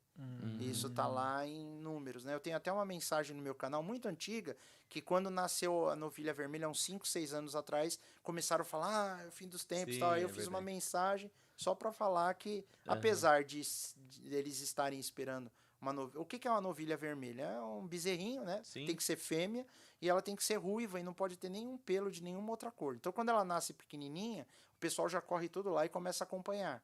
Se nascer um pelinho de cor diferente, já descarta, não serve. Entendeu? Nossa. Porque está escrito lá em Números, Aham. né? Então, os judeus, eles acompanham isso. Eles acompanham, eles têm uma já que já está numa idade aí que já está mais ou menos, eles estão só esperando. Se vingar, ela fica completamente vermelha, eles vão fazer o sacrifício dela, queimar a novilha, mano, e que com as louco. cinzas eles vão inaugurar o templo. Já está pronto, o templo já está tudo pronto, Aham. eles já têm todos os utensílios. Existe um site chamado... a minha memória, depois que eu peguei Covid, ela falha bastante, né? Sim. Eu já peguei 3 vezes já, e Oh, meu 3 Deus. vezes. E eu sei, mas é Instituto do Templo, né? Em inglês, né? Você acha lá o Instituto do Templo e tem lá as fotos já, o candelabro, os instrumentos de corda. Eles já estão treinando os levitas, músicos, né? aham. Os levitas mesmo, Levitas, né? da tribo de Descendente de Levi, que Levi. legal. Eles já estão treinando para ser sacerdote, estão treinando fazer sacrifício, estão treinando Aham. fazer todos os de como era feito no Antigo Testamento. Então tá tudo Tá pronto, tudo vamos pronto, dizer só assim. falta a novilha e só falta ter alguém que tenha braço suficiente para fazer com que seja construído. Aham. Isso que é o difícil.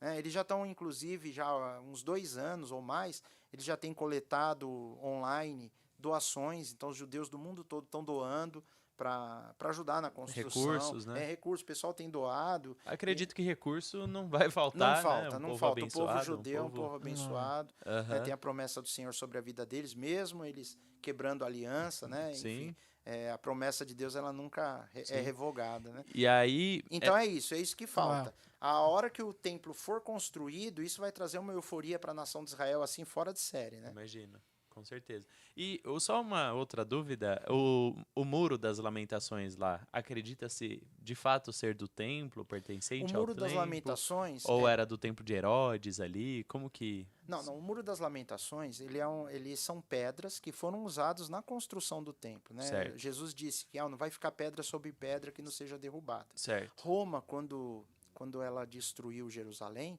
ali a região ali do templo, realmente não ficou pedra sobre pedra. Eles derrubaram, derrubou o queimaram muro tudo, que eles totalmente. não conseguiram, eles puseram fogo. Aham. Diz que foi tão intenso o fogo que subiu que o ouro do templo se derreteu, ele impregnou nas pedras, eles levaram pedras para raspar ouro, bronze. Diz que não ficou nada, mas ficaram pedras. E aí o pessoal, como um memorial, eles levantaram aquele Muro das Lamentações, reaproveitando partes do muro assim que caiu. Então, meio um quebra-cabeça. Então, fizeram um pedaço como um memorial de como era. Né? Provavelmente não seja nem o posicionamento exato, o local exato, mas, sei lá, um pouco mais para cá, para lá. Então, o Muro das Lamentações é uma tentativa de tentar falar, ó, aqui nós já tivemos um templo aqui nesse local. Não, até porque é um lugar muito frequentado, visitado, e às vezes quem está assistindo não sabe, né, do que aconteceu ali para que estivesse o muro lá. Sim, mas são pedras remanescentes do templo de Herodes, que né, já que era uma reformulação uma reforma do templo de Salomão. O de Salomão foi destruído, depois eles vieram, Zorobabel, ele reconstrói, faz um templo pequeno, simples, tal, mas nesse período Neemias e Esdras, eles reconstroem as muralhas, depois eles fazem a cidade, enfim, levantam um templo, né, lá no final. E aí o de Herodes, provavelmente essas pedras devem ter sido reaproveitadas ou do primeiro, do segundo. Sim. Né? Aí, É que o templo de Herodes ali tem uma grande reforma ali que Herodes faz, Herodes né? fez Pra um agradar templo todo muito mundo, né? grande, não era tão suntuoso igual o de Salomão, mas já era algo bem grande. Então, provavelmente aquelas pedras ali que os romanos destruíram que foram aproveitadas, né? O remanescente do templo que Herodes havia reconstruído. Show. E aí... Aí passou, voltando, né, pra linha do tempo lá, passou, independente se a igreja foi arrebatada antes, depois ou durante, o anticristo se revelou, e aí qual será o próximo passo? Aí começa, Jesus aparece... No momento da que grande tribulação, o momento que o anticristo se revela, Israel vai se levantar contra ele, vai falar, não, nós fomos enganados. Então vai ter uma perseguição grande na nação de Israel. A Bíblia diz que eles vão ser levados para o deserto, num lugar específico, vão ser guardados por Deus. É uma proteção sobrenatural. Tem até uma visão lá que ele vê de uma mulher vestida do sol e da lua, com 12 estrelas sobre a cabeça, que é uma representação clara de Israel. Que o sonho que José teve, né, da lua e estrela se dobrando diante dele, Jacó entende que é ele, a esposa e os filhos. Então, você vê, para eu entender essa mulher vestida da lua e do sol, tem que voltar lá no sonho de José que falou, é a nação de Israel. Eu já vi muita gente defendendo, não, é a igreja que é perseguida. Não é. É o povo de Sol, Israel, né? lua, 12 estrelas é Israel, né? É Jacó, a esposa e os 12 filhos. Sim. Né? Então ele fala que Deus vai dar um livramento sobrenatural para a nação de Israel, eles vão ficar guardados no deserto lá de uma forma. Muitas pessoas falam que talvez seria em Petra, né? Petra tem muitas cavernas, tem muitas, né? O pessoal acredita que pode ser lá, mas enfim, é só chute, né? O anticristo vai nesse primeiro momento vai perseguir Israel e começam a vir as trombetas são tocadas, as taças e começam a ser derramadas já para punir o anticristo. Então o mundo vai experimentar o flagelo do que o anticristo vai sentir. E começa a queimar... Bem, enfim, resumindo, no final da tribulação, só 1/3 da humanidade está viva. Nossa. Só 1/3 vai sobrar viva. 2/3 da humanidade vão morrer durante a tribulação. E a grande maioria que receberam o sinal. Então, são pessoas que não vão poder entrar no reino eterno. Né? Uma minoria, né? Acredito que alguns milhões só, de pessoas talvez conseguiram se manter fiéis durante esse tempo, fiéis no sentido de não curvar, não aceitar, assim. não se curvar e se esconderam, enfim. E aí começa com a vinda de Jesus, no momento da vinda, imediatamente ante a vinda de Jesus, os inimigos de Israel se levantarão. A Bíblia fala de um exército de 200 milhões de soldados que vêm do Oriente, eles vêm se juntando com outros inimigos, eles vão cercar Jerusalém quando Jesus vem. E Jesus vem para reinar. Nesse momento, é o momento da vinda dele, que vai ser algo espantoso. E ele começa o reinado de 1000 anos. Né? O reinado de 1000 anos dele começa com, a Bíblia fala sobre ele derrotando todos os inimigos. Tem até uma passagem forte em Apocalipse que fala sobre o banquete do Senhor, né, dos mortos nessa guerra.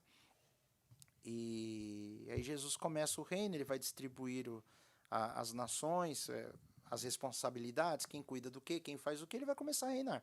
Né? Com cetro de ferro, a Bíblia diz que ele vai ter braço firme, vai fazer a lei valer. Nós vamos ter um misto de pessoas na Terra, né? A igreja restaurada. Quando a primeira vez que eu estudei escatologia, eu falei, nossa, vai ter um misto de pessoas com a igreja, com Jesus. Tem aquela turma toda que termina viva, por mais que seja só 1/3 são 2 bilhões de pessoas vivas, né? E desses 2 bilhões, alguns milhões entram no reino, porque não receberam o sinal, e elas vão ser os cidadãos desse milênio, reinado, né? Dessa né? nova situação. E vão crescer como população, vão ter crescer, filhos, né? A Bíblia fala alguns detalhes lá no livro de Isaías, que durante o milênio, a natureza vai voltar a ser algo espantoso, assim como talvez foi no princípio, quando Deus criou. A presença física de Jesus como rei na Terra vai mudar a natureza, o sol vai ter um brilho maior, tá escrito... Mas é literal ou são 1000 anos mesmo? São 1000 anos, ele fala literalmente. A Bíblia não dá nenhum vestígio assim que poderia ser uma interpretação diferenciada. Ele tinha que vir para reinar, ele tinha que vir, ele veio, Ele falou, eu vou, mas eu vou voltar e vou reinar. Então ele tem Sim. que reinar, né? Porque existe uma linha que defende que Jesus já está Já nos está nossos reinando, corações, ele já reina. Já estamos no através- milênio, né? Então, E durante o milênio a morte ainda tá ou já se a retirou? morte ainda existe. A Ainda morte existe. ela só é derrotada no final do milênio, né? No final do milênio a morte e o inferno o inferno é esvaziado e tanto ele quanto a morte são lançados no lago de fogo, né? Sim. E então a morte ainda impera durante esse período, aí justifica o porquê lá no trono branco nós vamos abrir livros lá e vão ter pessoas que estão com o nome no livro da vida e pessoas que ainda não estão. Sim. Então são pessoas que morreram durante o milênio, por exemplo. Vamos imaginar uma pessoa que termina a tribulação, não recebeu sinal nem nada, mas entrou ali e vamos ver. Aí Jesus vem para reinar e ele se rende a esse reinado, porque é uma outra situação agora. Sim. É uma Agora não outra é mais redenção, pela fé, vamos dizer. é uma redenção de você se submeter ao rei. O rei está ali, ele está presente, não é mais fé. Sim. Eu não tenho que crer no invisível. Ele já vê Jesus, né? Eu vejo Jesus reinando. Ele dá uma ordem, eu cumpro, então eu estou salvo. Sim. Ele dá uma ordem, eu me rebelo, eu não estou salvo. É mais ou menos sim. assim. O livro da vida vai definir quem se rende ao rei ou não. É Sim. uma outra realidade. Então, as pessoas que se rendem a esse rei, essa nova circunstância, e morre, ela está com o nome dela no livro da vida. Lá no trono branco, abre o livro, está o nome dela lá. E pessoas que, por incrível que pareça, uma vez eu dei aula em algum lugar, depois vieram falar, não, mas não é possível. Como Jesus vai reinar e vai ter gente que não vai ser salva? Tá, no final do milênio, a Bíblia diz que Satanás é vai solto. voltar a enganar. E ele chama as pessoas da terra e ele consegue convencer uma multidão. A Bíblia fala com incontável, como o número de grãos de areia do mar. Sim. Vão se juntar a Satanás para se rebelar contra Cristo. Então nós vamos ver que nesses 1000 anos... Cuidado, hein, Rafael? Vai ter uma multiplicação botar com a igreja, de sai pessoas. fora. E tem essa convivência mista, né? Porque Sim. a igreja que foi restaurada, nós vamos voltar com o corpo glorificado, nós já somos eternos. Sim. A igreja é eterna. E Cristo é eterno também. Cristo não morre, a morte não tem mais domínio sobre Cristo. Sim. Ele venceu a morte. E a igreja que volta com Cristo, Também os volta mortos assim, já né? ressuscitaram, foram glorificados, voltam com Cristo para reinar. Então Sim. não tem mais morte também. Então, quer dizer, é uma sociedade mista. E ainda tem a nação de Israel. A nação de Israel, com certeza, não vão ser marcados. Né? E eles vão entrar no milênio e Jesus vai reinar sobre a nação de Israel. Sim. Então nós temos E aí três eles categorias. vão ter uma escolha também de ou se render a Jesus. Nós temos os gentios, nós temos Os Israel e nós temos a igreja que reina com Cristo. Né? É bem interessante. Sim, vai ser o milênio vai ser interessante. Vai, tudo. E o rei é Jesus, Sim, cara. sim. É louco demais. É, né? Eu não vejo a hora disso acontecer. Sim. Né? E aí no final do milênio o diabo vai voltar a enganar e tal. E aí nós vamos ter o momento ali do grande trono branco, né? Que é o momento. Falar do diabo aí, só para não ficar um Sim, vácuo, jogado, né? Quando Jesus ele sim, vem, é verdade. a primeira coisa que acontece, um anjo vem e prende Satanás. Jesus nem lida com ele. Isso eu acho muito interessante. Jesus não tem que lidar com Satanás. A patente de Satanás é um anjo, ele não era um Deus. É muito baixo, né? Qualquer coisa perto de Jesus Tem aquela figura da internet que é diabo lutando com... A pessoa coloca lá o diabo tirando braço de ferro com Jesus. Imagina, né? Com o sopro da boca de Jesus, todo o reino de Satanás é desfeito, né? Não tem para ninguém, né? O nosso Senhor é top, né? Enfim, mas Jesus, na vinda dele, um anjo acorrenta Satanás e coloca ele no poço do abismo e ele fica selado ali por 1000 anos, também para condizer com o período. Né? E aí ele fala que no final do milênio ele é solto, ele converge essa multidão para atacar Jesus e aí desce fogo do céu. Aí Jesus também não lida com isso. É o próprio fogo do céu que vem, consome a tudo e todos ali. Satanás é lançado no lago de fogo. O falso profeta e o anticristo já tinham sido lançados no início do milênio. Sim. Né? Então, ali começa o trono branco, onde vão ser julgadas as pessoas. As pessoas que morreram sem salvação estarão de pé diante do trono branco. E ali vai ser destinado para a condenação eterna. O lago de fogo é a morte eterna, né? A condenação eterna. É a segunda morte. Segunda morte. A Bíblia chama de segunda morte. Certo. E só para nós entendermos, existem até algumas linhas teológicas que uns acreditam que as pessoas neste momento serão exterminadas, outro que elas serão jogadas junto com o diabo no lago de fogo. Quais linhas o que a Bíblia diz é que eles serão lançados no lago de fogo. Sim. E o lago de fogo não é para aniquilar, né? Sim. Eles chamam de aniquilacionismo, Isso. alguma coisa assim, né? Da alma, né? em nenhum lugar da Bíblia fala que a alma do ser humano, ela, em algum momento, ela é aniquilada. A nossa alma é imortal. Sim. Nós somos feitos à imagem e semelhança de Deus. E uma dessas características que nós temos é a imortalidade da alma. Sim. Nossa alma é imortal. Jesus, várias vezes, ele fala o fogo eterno, ali haverá choro e ranger de dentes, e o fogo.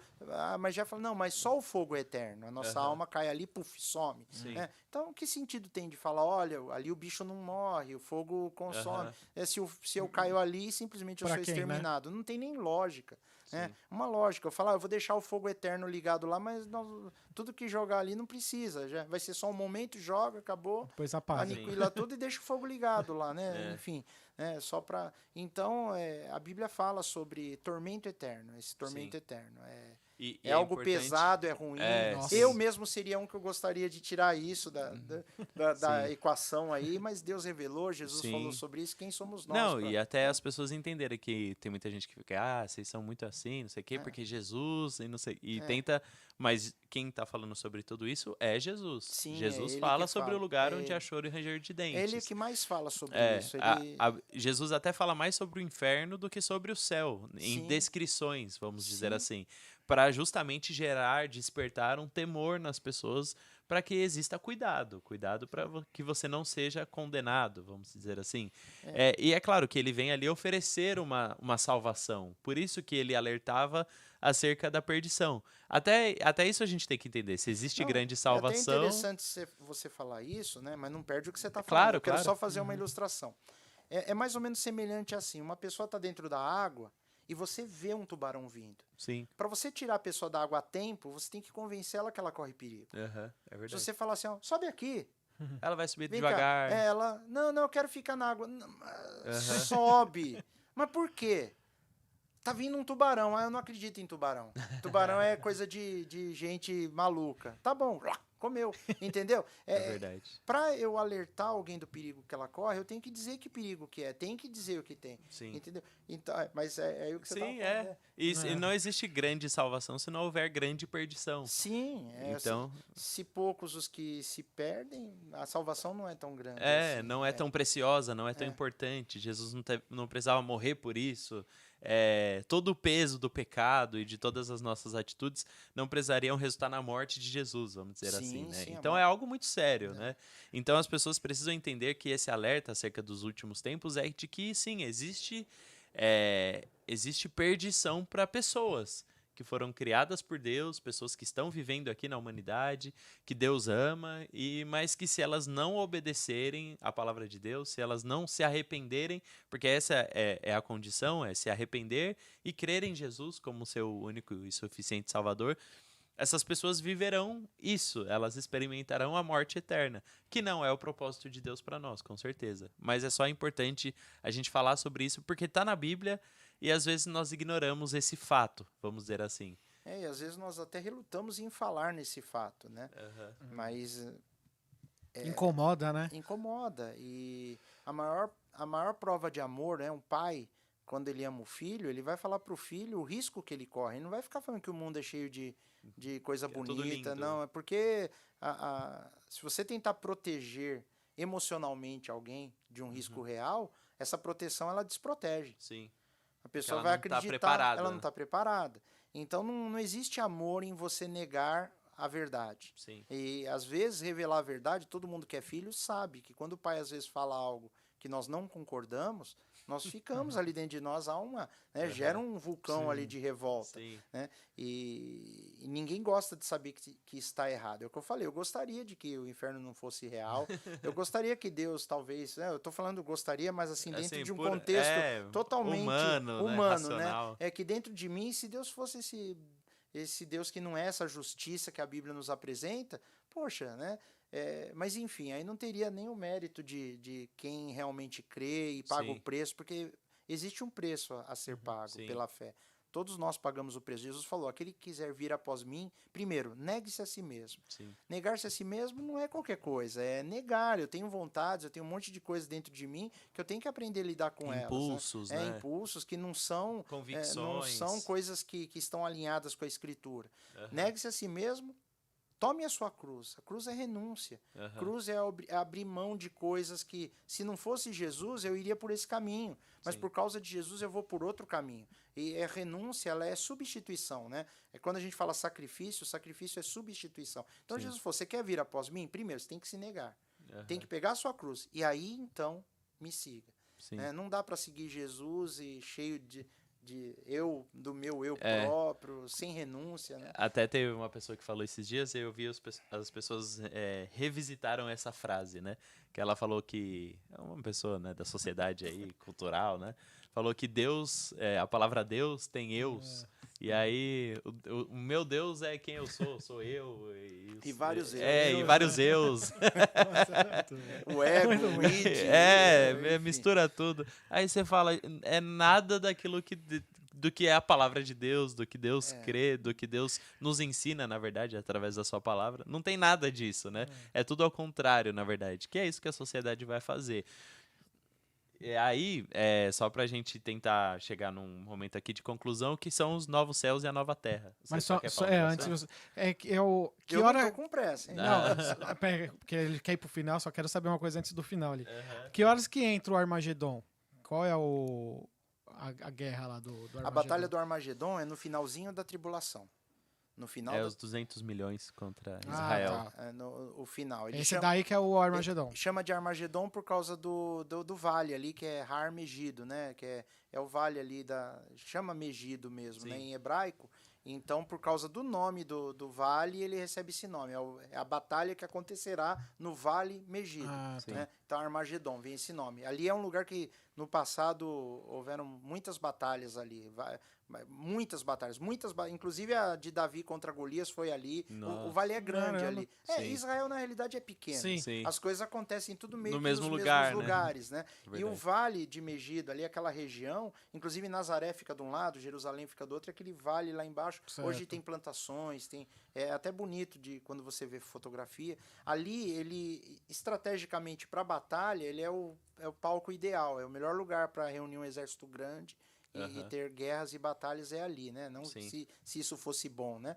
Mas é o local ideal, ali é o melhor lugar para Sim. ter uma Certo. batalha. Então a Bíblia fala disso. Aí no final do milênio tem uma outra batalha que não tem nem nome, mas ele faz uma referência a Gog e Magog. Sim, é verdade. Falando que espiritualmente é uma rebelião, é mais ou menos a mesma rebelião que vai movimentar uma guerra no início da tribulação, que é uma guerra que tem lá no livro de Ezequiel, no capítulo 38 e 39.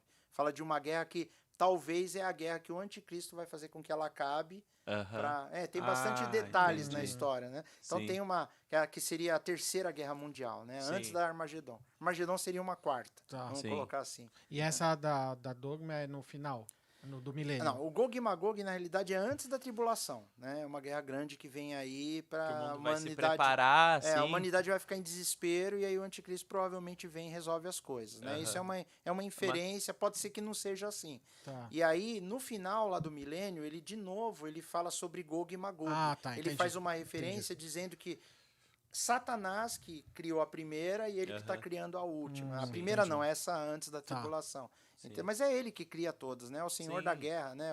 É o nome que ele se dá em alguns momentos, Sim. né? E aí a gente vai ter esse período do final do milênio, o julgamento lá do grande trono branco, né, que a palavra de Deus diz, e depois Satanás será lançado no Lago de Fogo. As pessoas que não foram encontradas no livro da vida também. Sim, E a morte. Então, Sim. quando a morte é lançada no Lago de Fogo, já entende. Nunca mais haverá morte. A Bíblia fala isso, nunca mais haverá morte. O Aham. inferno é lançado no Lago de Fogo. As pessoas às vezes confundem inferno e Lago de sim, Fogo. são duas coisas distintas, né? O inferno é a sala de espera para quem foi condenado, é a sala de espera para a ressurreição. Eles têm que ser ressuscitados para serem condenados com corpo físico. Aham. Né? Eles recebem um novo corpo, a ressurreição é um novo corpo. Sim, E eles são condenados e lançados com esse corpo no Lago de Fogo. Similar ao paraíso. O paraíso hoje estão as almas daqueles que morreram salvos. sim, O paraíso é uma sala de espera. O paraíso será esvaziado no momento do arrebatamento. Essas pessoas receberão um corpo glorificado assim e como vão nós, né? viver para sempre no reino eterno. Aham. Né? Aí, no final disso tudo, decidiu, acabou, Lago de Fogo, tal, Deus já resolveu tudo. Ele destrói todo o universo. Aí é uma destruição de todo o universo. E ainda não é o fim. né? É o começo, né? Aí ele destrói tudo, os céus e a terra. Os céus no plural, ele está falando do universo, do espaço sideral e do céu físico que a gente enxerga aqui da atmosfera terrestre. Os céus e a terra. Então o planeta Terra é desfeito, ele fala até de... E a gente vai estar onde nesse momento? Então, nós estamos com Deus ali, numa parte ali. Dando um rolê. Aí a Bíblia não diz onde que é. Nós vamos estar num lugar protegido ali. Deus destrói todo o universo. Provavelmente é o lugar onde ele habita hoje. Nós estaremos nesse lugar com ele, que é o céu. Né? Ele destrói os céus e a terra físico e constrói tudo de novo. Aí é quando ele faz nova todas as coisas.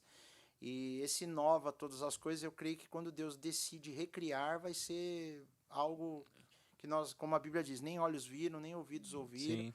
É algo que eu não tenho... A perfeição mesmo. A perfeição da perfeição. Totalmente... Ou Deus simplesmente vai ser muito mais criativo do que ele foi nessa primeira. Sim. Né? Então, é só coisa boa que vem pela frente. E ali começa o reino eterno. Nesse lugar, existe uma cidade chamada Nova Jerusalém. Essa cidade ela está hoje onde Deus habita. Porque a Bíblia diz que ele sai desse lugar que é o habitáculo de Deus e vem para essa nova terra. E Deus vai habitar fisicamente conosco na Nova Jerusalém. E a Nova Jerusalém é o que a palavra de Deus diz lá em Apocalipse, que lá não haverá choro, lá não haverá dor. Já no reino. Já no reino em si. Sim. Começou o reino eterno, dali em diante não tem mais choro, não tem morte, não tem dor, não tem... Porque até então, ainda o ser humano comum está sujeito a essas coisas. E aí, nesse reino eterno, Deus vai governar, vai... Aí vai ser algo que a Bíblia não fala muita coisa, só é o final, ele fecha... com essa promessa, sabe quando acaba um seriado muito bom e ele fala, agora a próxima temporada vem só, sabe-se lá quando, né? Fica a promessa de que vão terminar a série, né? E você fica, puxa, caramba, eu quero saber o que vai acontecer. É bem assim. A Bíblia termina desse jeito e falando lá, continua. Então, continua sobre o novo céus e nova terra, nós vamos descobrir com Deus, né? Só lá. Mas ele dá vislumbres, né, de que a Nova Jerusalém é uma cidade feita num formato de cubo. Ela não tem uma cúpula. Ela seria cúpula se fosse curvada, mas ela tem uma estrutura de proteção de cristal cúbica. É em cubo e o cristal é de ouro. É ouro cristalizado, né? Transparente, como vidro. Né? É uma coisa que quimicamente é possível, fisicamente é possível, mas nós não temos na Terra. Mas é possível. Dá para fazer uma ligação diferente na estrutura do ouro para ele ficar cristalizado. Mas nós não encontramos naturalmente na natureza. Dá para fazer em laboratório, enfim. Né? E lá não. Lá toda a estrutura da cidade ela é vertical, né? A mesma largura, ela é quadrada de base e a mesma altura que tem. Então, provavelmente tem prédios, tem edificações, as ruas são de ouro. O material básico parece que na Nova Jerusalém é ouro, né?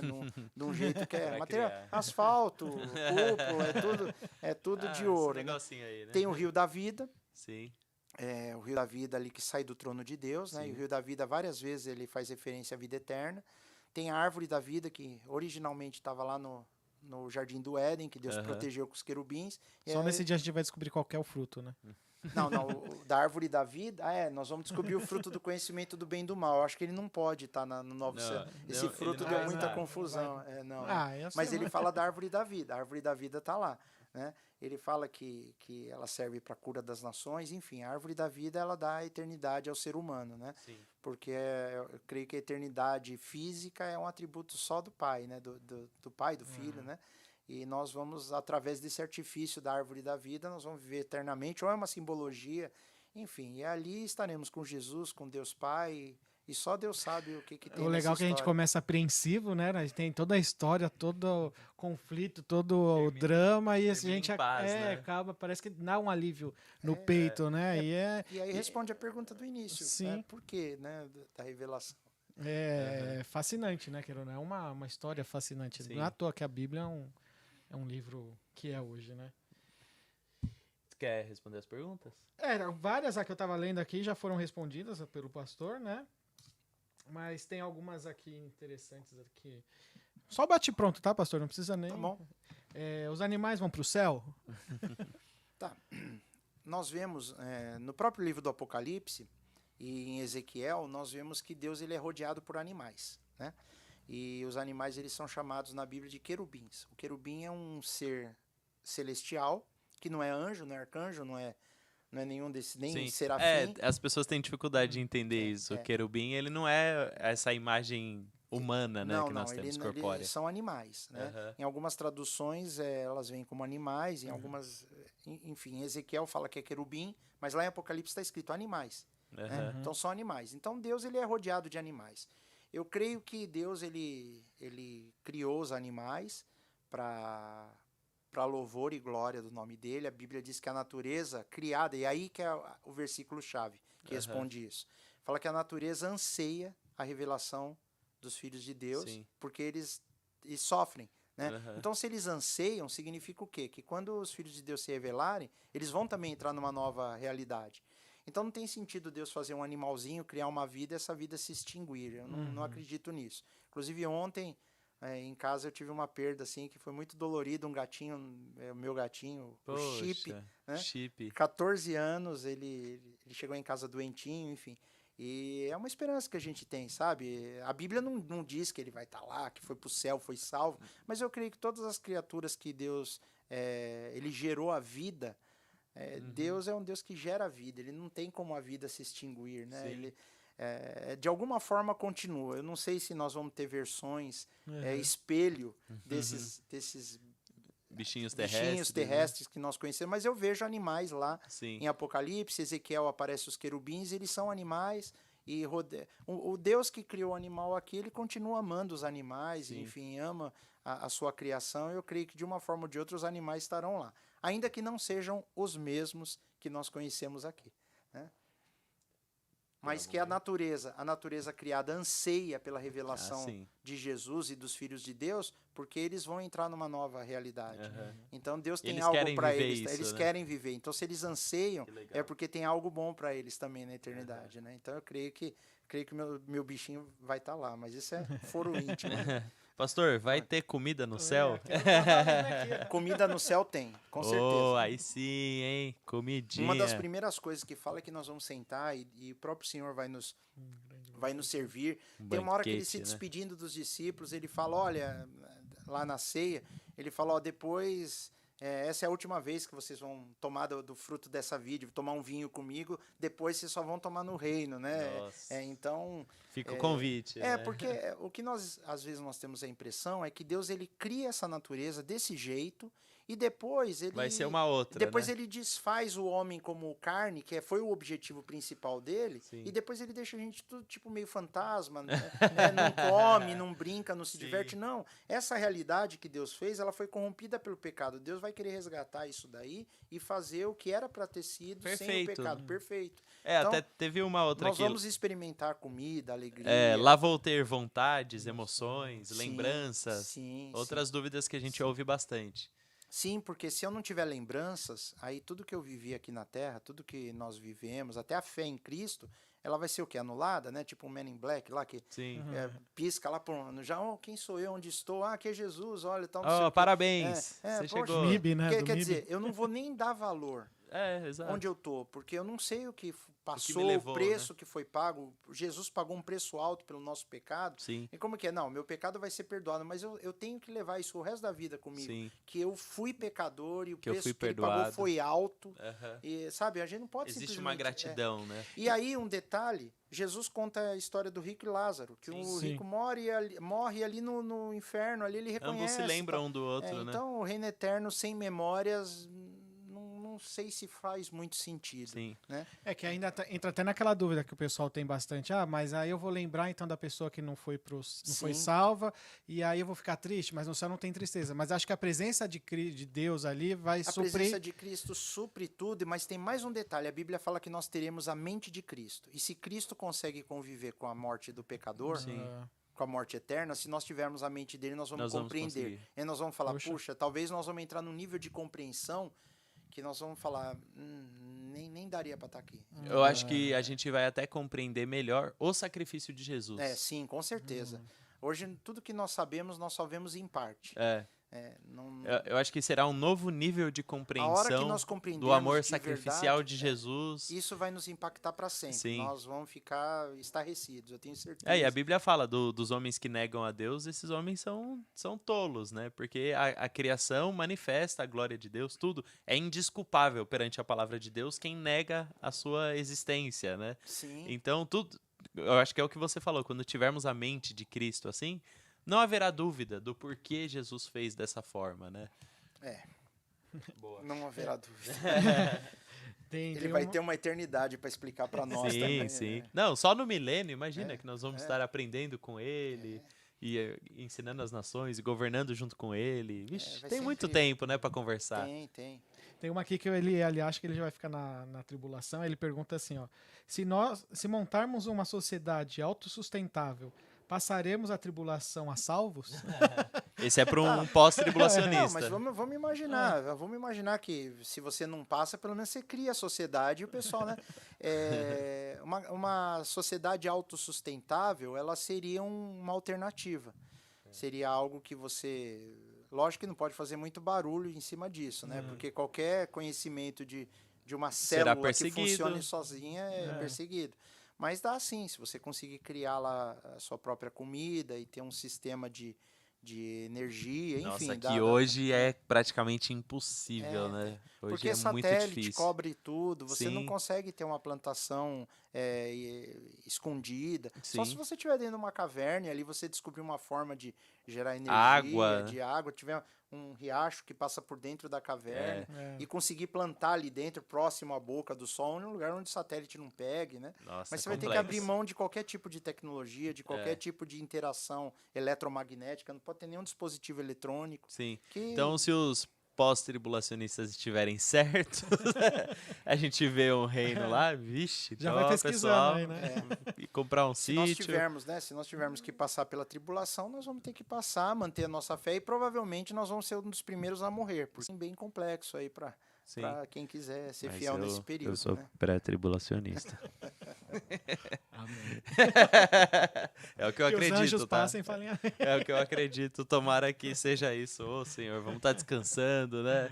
Ali com Jesus ceando. Amém. É o que nós acreditamos. Pastor, muito obrigado pelo Sensacional. bate-papo. Acho que foram quase 2 horas que nós tivemos aqui. Caramba. 10 horas da noite. Obrigado Mas pela paciência. foi. Imagina. Não, que isso. O tempo passou e eu não vi aqui. Com certeza. Nós estamos muito felizes com a sua presença aqui, abençoou muito as nossas vidas. Nós gostamos de te trazer aqui porque nos ajuda, Inspira, né? nos inspira a estudar mais a Bíblia, a palavra de Deus. E eu aprendo, não sei você. Com certeza, nossa. Eu tava ficando vontade de só ficar ouvindo aqui, olhando o senhor falar assim. Eu aprendo muito. Eu acho que é importante nós trazermos pessoas aqui que nos ensinam a palavra de Deus. Eu sempre falo isso pro pessoal. Igreja é justamente isso, é nós juntos crescermos no conhecimento da palavra de Deus. Isso só é possível com a unidade da igreja. Sim. Porque se fosse cada um por si, eu leio aqui, entendo da minha cabeça, o outro lê ali, e a gente não chega num crescimento, né? Então, muito obrigado pela sua presença, muito obrigado por você o estar aqui. convite, né? Eu que agradeço. E eu quero dizer, né, como eu falei agora há pouco, tudo que nós sabemos é em parte. Em Sim. parte profetizamos, em parte conhecemos.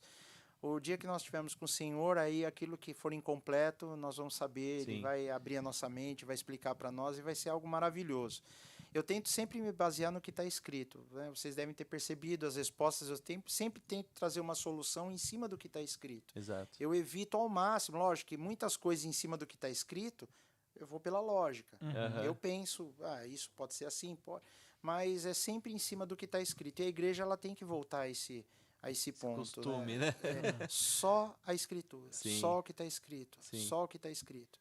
Não é o que o pensador diz, o que a não sociedade é o que clama. eu disse aqui, tudo que eu digo aqui tem que passar no escrutínio de uma boa análise, tem que ver se está escrito mesmo, Sim, ver se é desse jeito que está escrito lá e ponderar, pensar nas hipóteses, porque é assim que nós crescemos, né? Jesus ele certeza. sentava e ele ele falava a palavra e eram debates. As pessoas questionavam, perguntavam, e ele trazia mais luz, mostrando novos argumentos. Ele, desde criança, né, quando ele fica lá no Sim, templo, é verdade. ele estava lá Ele debatendo. debate a palavra de E as Deus. pessoas estavam maravilhadas com a sabedoria e a inteligência. Nós temos que usar a mente que o Senhor nos deu para estudarmos a palavra. Com tá? certeza. E é isso, né? Eu não vou me estender mais, senão eu vou ficar mais um tempão. Mas para mim é sempre um prazer. É a segunda vez que eu estou aqui com vocês. Eu amo o ministério do Amor em Movimento. Estou lá na Igreja Bíblica da Paz, lá com o pastor Edson.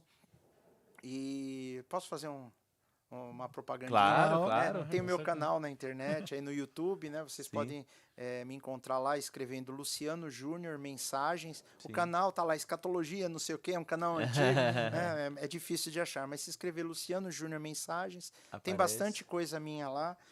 Eu tenho postado um devocional diário, todo dia uma mensagenzinha de 5 a 8 minutos. E você pode me encontrar lá. Eu ficaria muito feliz aí se vocês visitassem o meu canal e deixassem lá um comentário até da... Né? Tá O bom, canal queridos? vai estar na descrição. Tá bom, obrigado. A produção queridos. diz aqui. Vale muito a pena lá, vai já assistir vários vídeos do senhor. Sim, lá, eu também. Muito edificante. Com certeza. Então, pastor, obrigado, viu? Deus abençoe. Amém. Obrigado pela disponibilidade. Vamos chamar mais vezes. Para mim é um Com prazer. certeza. É um prazer. É assim, se tem pessoa boa que dá pra caminhar junto, aprender junto, a gente chama, né? Amém. Então, privilégio, guia nós, hein? É nóis, obrigado aí por mais um. Voltamos. Sim, é isso aí, gente. A gente vai tentar voltar agora, produzir Esses mais. fogos, não sei se pega o microfone, esses fogos é porque vocês voltaram? Deve ser isso aí. Que isso, hein? Estão comemorando. Deve ser. É isso aí, gente. Obrigado para quem ficou até agora aí com a gente. Foi muito bom. E se você tiver sugestão de temas aí para mandar pra gente, entra lá no Instagram, que eu sempre esqueço se é am.new. .new. Manda lá pra Instagram do gente o que Nil, você manda. gostaria de ouvir, temas, curiosidades. Sim. Manda aí que a gente vai tentar bolar, tá bom? Todo último sábado do mês temos culto do Nil. Isso aí, se você é jovem, a partir de 18 anos até 105, você pode colar aí, tá E bom? se inscreve no canal, curte, toca o Divulga. sininho, divulga. E é isso aí. Obrigado, gente. Boa noite. Valeu, gente. Obrigado, pastor. Obrigado, Tchau, Rafa. tchau. Deus abençoe. Boa!